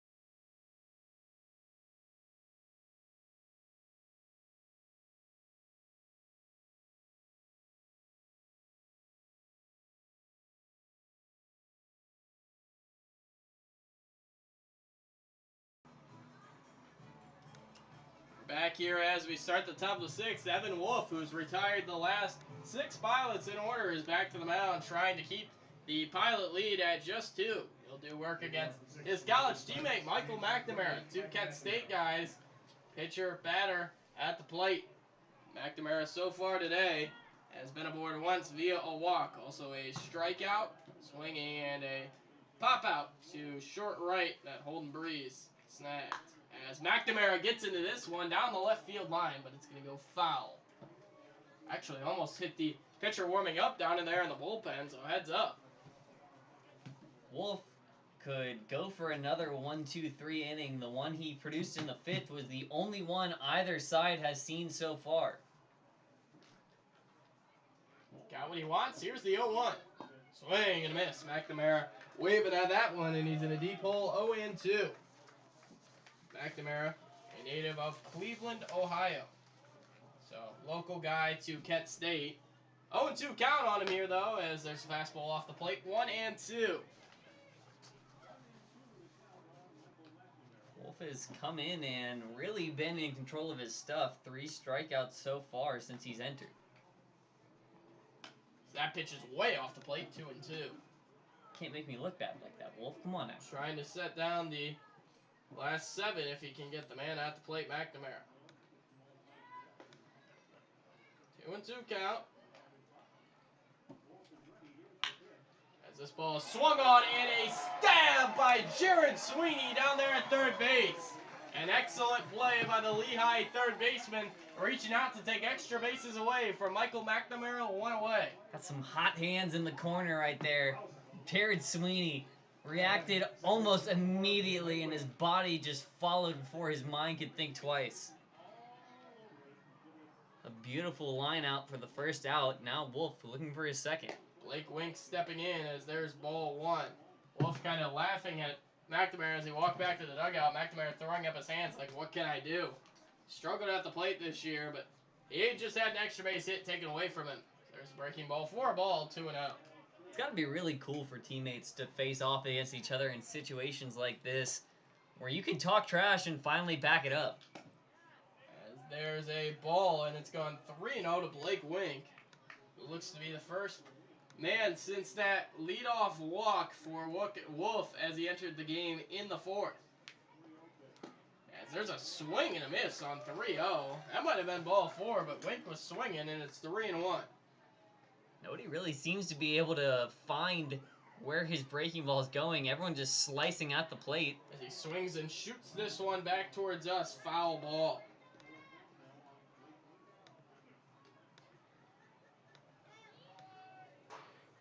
Pilots trying to get win number 19 and go back to 500 on the year with the win.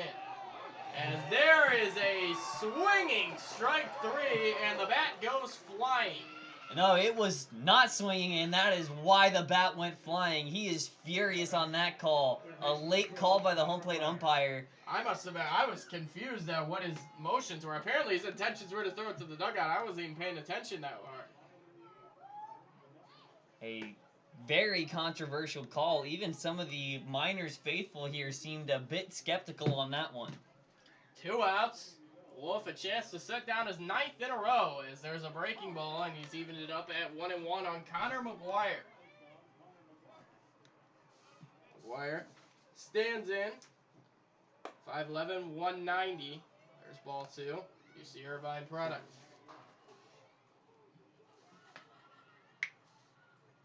And it missed low, and it's gone to 3-1. Wolf needs a strike here. He looks for back-to-back spotless innings. 3-1 pitch. Fastball just missed ball 4. Wolf certainly thought he had a strike there, but Connor McGuire, a 2-out walk. And now Fausto Lopez, who the Miners finally got out his last trip to the plate, a foul out to the catcher Nakamura, but he already has a solo home run and a double on his line today. I don't think Wolf was going to get that last strike called. Home plate umpire had to balance out his karma by making it a even call for the last one. Lopez standing in, trying to find an opportunity to reach. McGuire off of first as that pitch is inside ball 1, 1-0.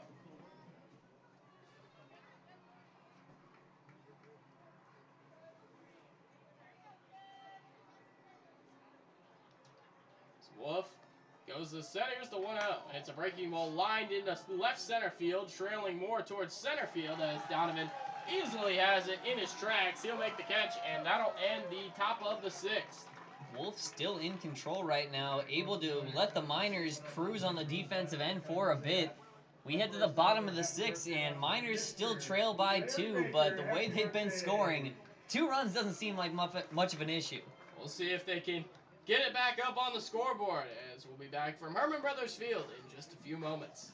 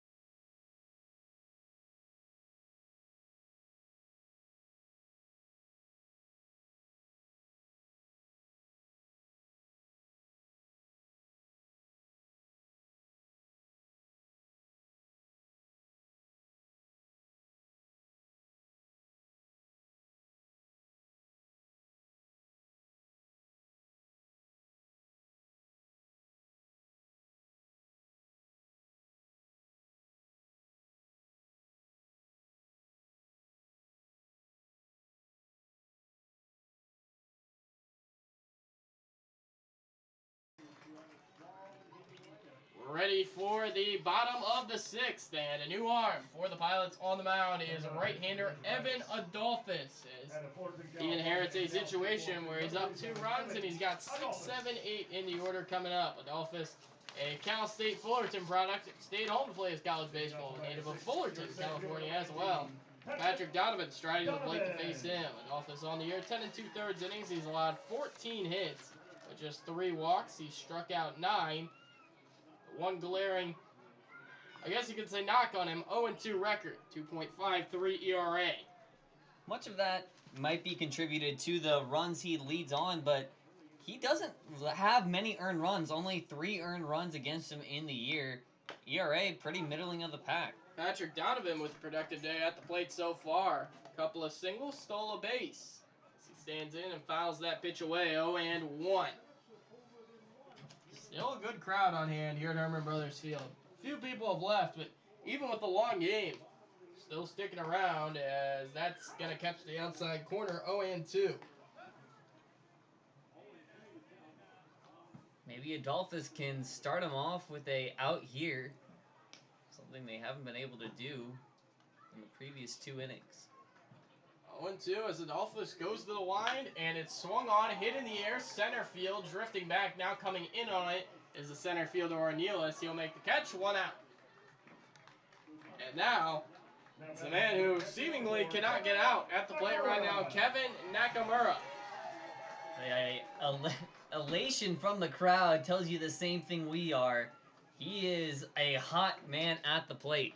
8 of his last 9 trips to the batter's box, he's reached at least first base. He stands in right now against Adolphus and swings and grounds this one foul up the third baseline. 0-1.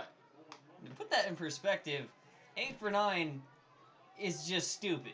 If you're 8 for 9 over a week, over 2 days, 2 games, it doesn't matter. It's an absurd stat line. Adolphus back to the line. The 0-1 is popped up in the air, so it looks like Nakamura will be put away here. First baseman Grant Weiss camping under it. He'll make the catch and foul ground. 2 away. And the Miners' last hope here in the 6th is Jared Sweeney. Now batting your third baseman, number 28, This Sweeney. could be the Miners' first 1-2-3 innings. So far, their offense has refused to sit down without at least one man touching first. Sweeney stepping in last time, grounded out hard to the first baseman Weiss. A 1 for 3 day. As he watches a ball here a little bit up.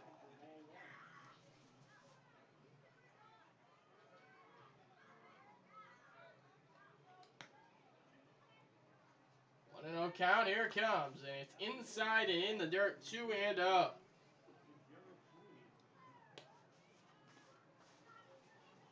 Jared Sweeney, right now, not wanting this inning to end so soon. See if he can push it to a 3-0 count. Instead, he takes a big swing. Sweeney, 2-1, as he looks to and continually increase his average, which was slumping. He started to get it together a little bit at the plate. 2-1. Check swing. Did he go around? And he did on the call from the home plate umpire. No appeal. 2-2.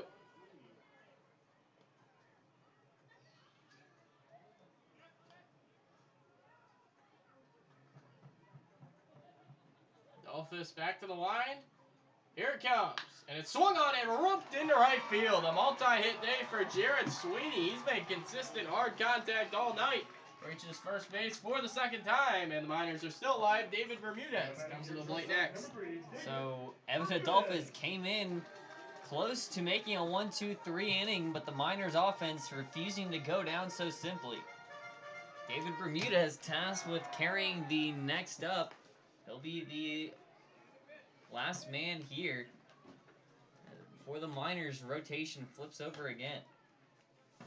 Bermudez 1 for 2. Got hit by a pitch and single. Also caught stealing as there's strike 1 on the outside corner. That caught stealing really could be a big difference at this point. It would be only about a 1-run game should he have not been on. He could have been brought home. 0-1 on Burmy as he stands in And watches a ball low. Count stands at 1-1.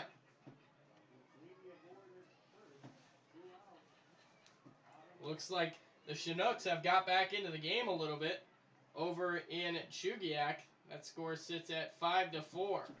As this pitch is swung on, grounded deep in the hole. Lopez up with it. He goes to second, and it's just in time. Fausto Lopez with an outstanding defensive play. That'll end things here in the 6th. We saw him try to make a similar play to third. Almost couldn't make it to second that time, but beats it out. We have a quick inning for once, and now we're ready to head to the 7th. On to the 7th. It's Pilots 10, Miners 8. We'll be back here from Herman Brothers Field in just a few moments.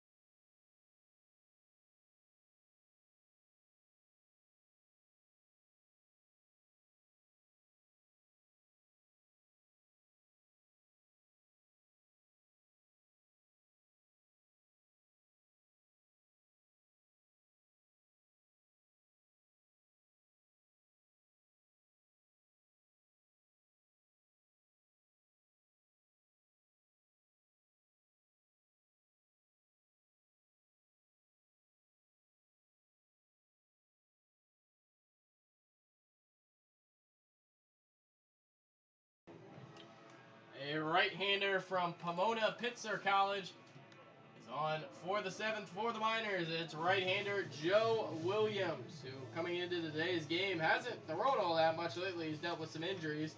Just 5 2/3 innings on the year for Joe Williams. Comes in with a 6.35 ERA. He struck out 5. He's on in the 7th, trying to keep the lead at just 2. This could be an outing simply to see where he's at. Mentally, he's been having a hard time. It's always tough when you're coming back from injuries. You're not in your full form. Joe has taken his time back patiently. We'll get a good chance to see where he's at here. So he's on. He's going to face Grant Weiss, the first baseman, stepping to the plate. Weiss so far, no hits, an 0 for 2 day with 1 walk. Not creating the long ball like he was yesterday. We'll see how Joe matches up. Williams, a right-hander, stands in.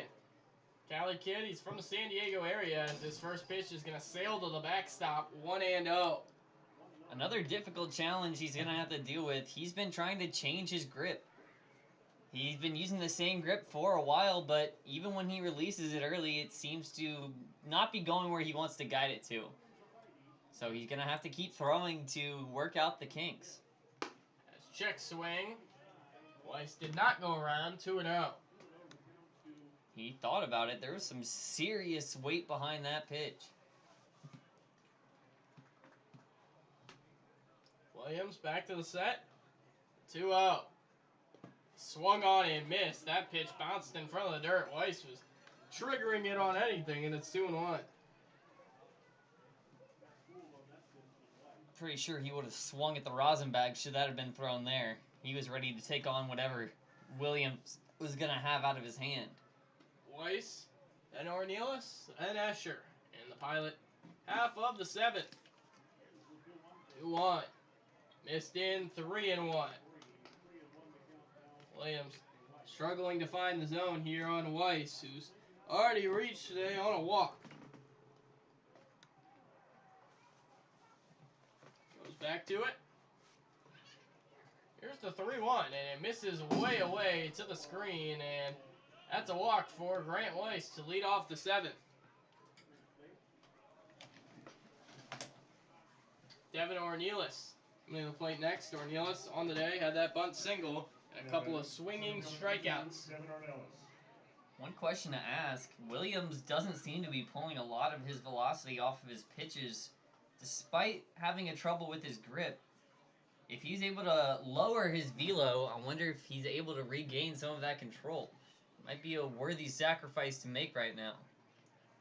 Ornelas standing in. First pitch to him. Swing and a miss. Went low and got the swinging strike. It's 0-1. Williams really could use it out here. Doesn't want to allow 2 men on, none out. 0-1. Swung on and fouled to the screen. So he's in the driver's seat, 0-2. He's got a chance to put away Devin Ornelas, who's been put away by a couple of different minors today. Put away by Wyatt Tucker, as well as Evan Wolf. See if Joe Williams can make that the 3rd minor to strike out Ornelas. He could use a big strikeout here, simply for his own confidence. Pitch is up and away. It goes to 1-2. 8:31 local time. We've surpassed 2.5 hours of game time. Game is sped up through the middle innings a little bit after that marathon 3rd and 4th. 1-2 in the dirt. Skipping by Nakamura to the backstop. Advancing up to second base, Grant Weiss, and the count's going to be 2-2 with a runner on second base and none out.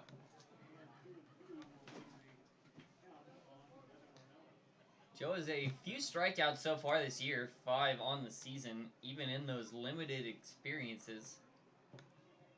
Looking for number 6 here as Devin Ornelas stays alive in a 2-2. Fausto back in, or rather Ornelas back in, Devin Ornelas. Here's the 2-2. Swung on and fouled back out of play. Stay at 2-2. Williams will go back to the mound. Ornelas obviously has a lot of swing and miss, but he's putting together a decent fight here. I don't think Williams even minds having to go extra pitches right now. Everything's just good practice for him. The 2-2, here it is. And it's just off the plate, a hair outside. Gone 3-2. The home crowd giving the home plate umpires some flack for that one. Called a ball, full count, 3-2.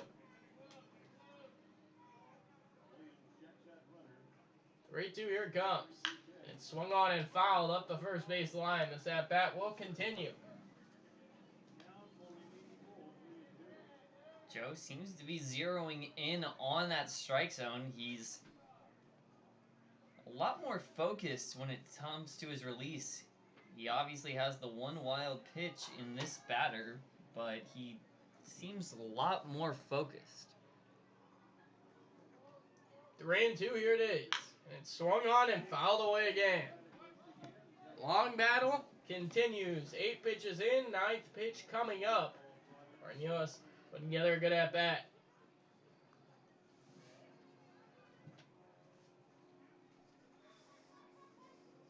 Ornelas on the year does have 16 walks. He's been able to work a walk, certainly. And a full count now. Here it comes from Williams. And he just missed. Couple of borderline pitches, but neither go Joe Williams' way. And aboard at first. 2 on, nobody out. And top of the order, Cole Escher. 2 men on with the walk.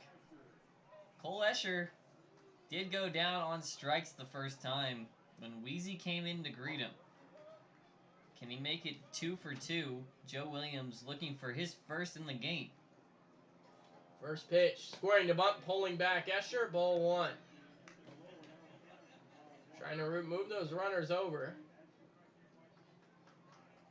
Williams in some trouble out there on the mound right now. 1-0 count. He's got his sign. Here's the 1-0. Way outside, 2-0.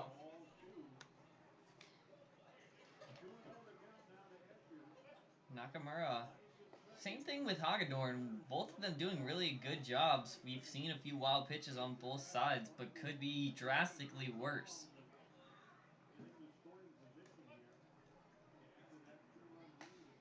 2-0. Williams at the set. Here it comes. And it's a swing and a miss on the fastball. 2-1. Williams battles back a little bit. Couple more strikes to go. He just needs an out any way he can get it right now. Doesn't even have to come out by the strikeout. Even a routine flyout would do the job just fine. Sorelli over at first is half crashed as Escher squares the bunt. It's over his head. Nakamura out of his crouch to make the catch on it. And it's 3-1. What a great grab by Knack. That one should have been a wild pitch in every other way, but the quick reaction time and a nice pop from Knack able to keep that one in front. 3-1. Here's the pitch. Swung on, hit in the air, but foul down the right field line. Count goes full. And all the marbles between Cole Escher and Joe Williams are up for grab.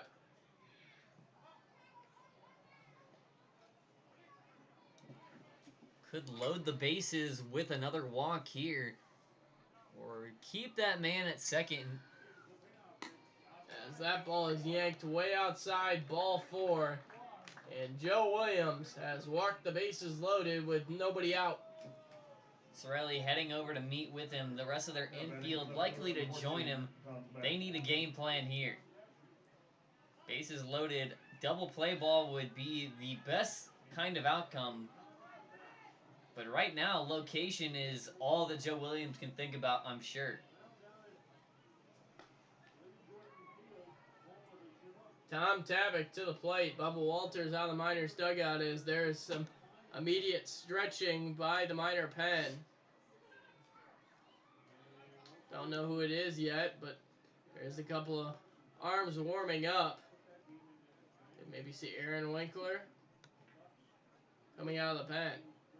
They don't want to use too many arms. Obviously, they've got a couple more games and then right to the playoffs. Be nice to have a schedule like the Pilots do with just a couple games tomorrow and then a day off to kind of rest up. But no such luck for the Miners as they're out of off days the rest of the way unless they could get ahead in a series or take a series in a sweep 2-0. Tavik stands in, bases loaded as it's really started to cool off here in Herman Brothers. I mean, it has gotten into the very low 60s. It's also really getting cloudy and dark here as well. First pitch, way inside, and it hit Tom Tavik. Another run will cross. It's 11-8 Pilots. Williams can't find the zone right now, and bases still loaded. Nobody out for Nick Hagedorn. Simply for the sake of confidence, Williams needs to get a out. Catch number 23, Nick Hagedorn. Bad outings can lead to a real lack of confidence. First pitch is off the plate, ball 1. It is really getting tough for Joe Williams right now to locate.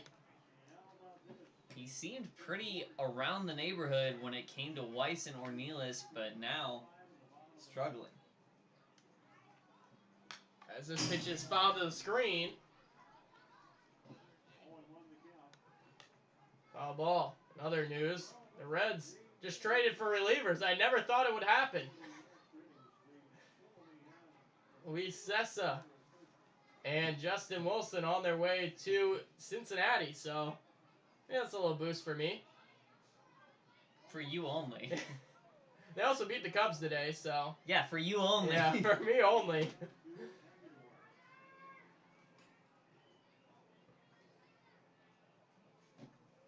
Now 2-1. Still trying to work for his first out here. Joe Williams, as the night is really coming on. 2-1 count. Here's the pitch. Swung on and drilled, but foul. Be 2-2 in the count.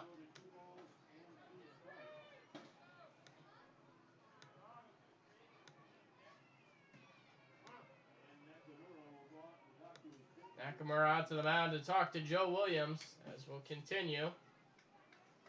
Many times they'll go in to talk strategy for a batter.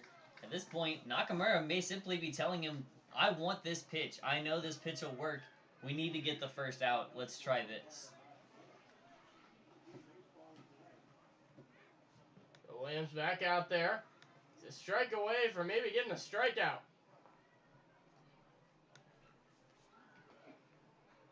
And how they could need one right now. Still 0 outs. Bases juiced and one had already scratched in the inning. The 2-2, here it is. Swung on, hit in the air, left center field, fairly deep. On the run is the left fielder, Walters. He'll make the catch. Run will tag from third and score.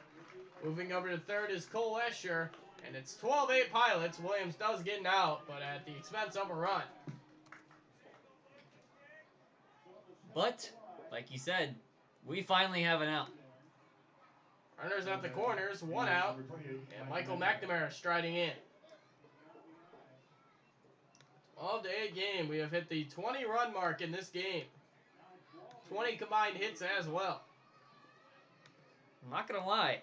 When I came to create the scoring graphics for our streams this season, I set the limit at 18, and I was kind of worried we were going to break that for a while. Stealing second is Tom Tabak. No throw, so he's in there standing up. 1-0 count to Michael McNamara. The Kent State Golden Flash looking for some better luck after lining out on a quick line drive to Jared Sweeney.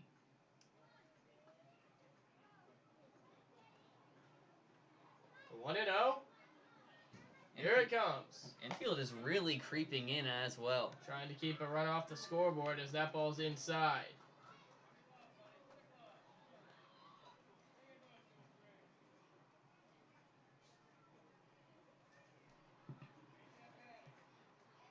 Two and 0.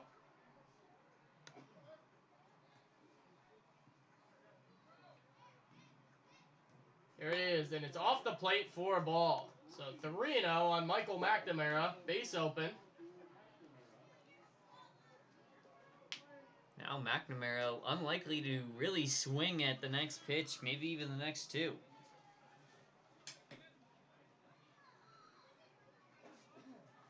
Rio. Here comes the McNamara. And it's a fastball for a strike down Broadway, 3-1.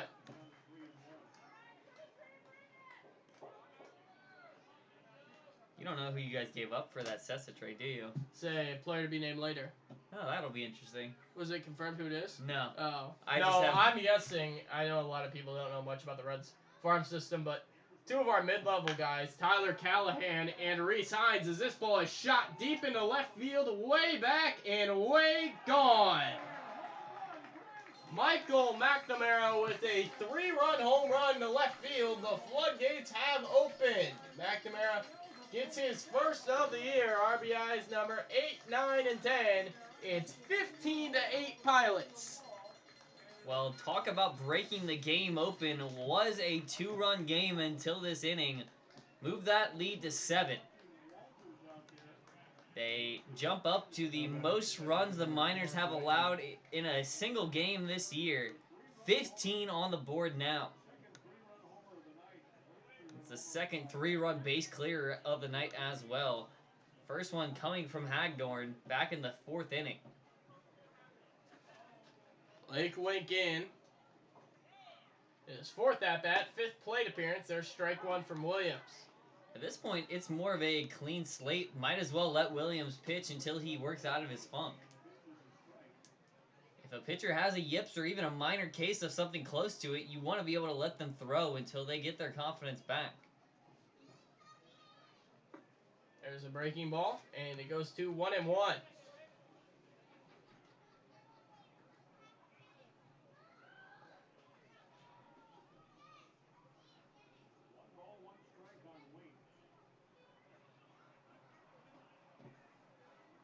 As there's a swing and miss from Wink, and Williams ahead 1-2.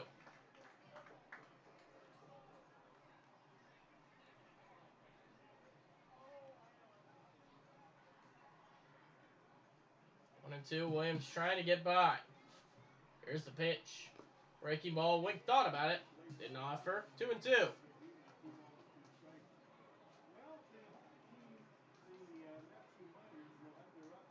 Joe Williams still looking for a first strikeout and a second out in the inning.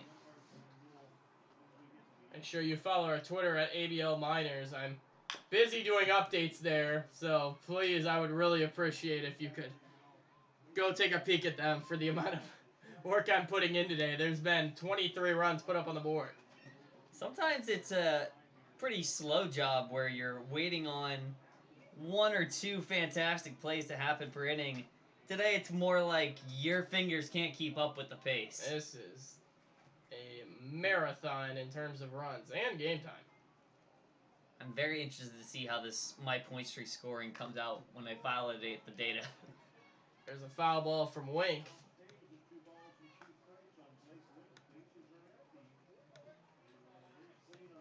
Wink went down looking last time.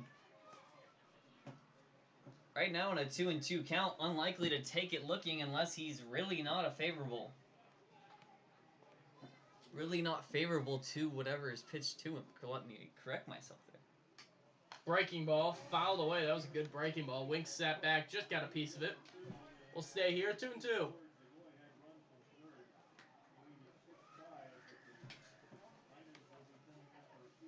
We've seen 6 come up to the plate so far. Blake Wink represents the 7th batter to see the plate in this inning. As the Chugiak Eagle River Chinooks have rallied in the bottom of the 9th. They put a run on the board and they took it extra, so it's 5-5 in the top of the 10th. See if the Miners have some of their own rally here. Down 7th, late. Still looking for the second out in the top of the 7th. That ball's way inside, ball 4. Williams with the walk, no activity in the minor pen. Gotta think it could start soon. Runner on first, 1 away. Next up will be number 12, Connor McGuire. Their third baseman is 0 for 2 on the day, but does have a pair of walks so far. Maybe a chance for a third to go to his name. 1 on, 1 out. Williams sets. Here's the pitch. Swing and a miss. Behind on the fastball was Connor McGuire. Williams does seem to be finding his release point at least slightly better. Haven't seen him throw one around the left or right side of Kevin Nakamura in a second. Locating well again for strike 2. Maybe he's ready to turn a new leaf. While it might not look pretty on the scoreboard, if they're able to turn Joe Williams into a productive reliever, that could be worth whatever amount of runs you could give up in a single game.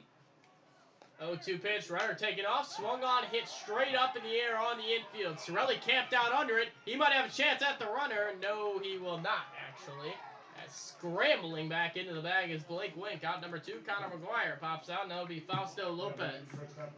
He was so confident that that one wasn't going to be coming out that he was willing to run to second, and he nearly paid for that hubris. That ball was hit 1.5 miles in the air, and that's the only reason Blake Wink could scramble back.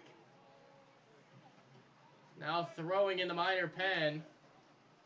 Can't tell who it is, as now we've got some rain. How about that? I said the rain wouldn't be here till 10 or 11. Guess I jinxed it. Rain's coming down right now. And it's coming down pretty moderately. I mean, it's no, drizzle.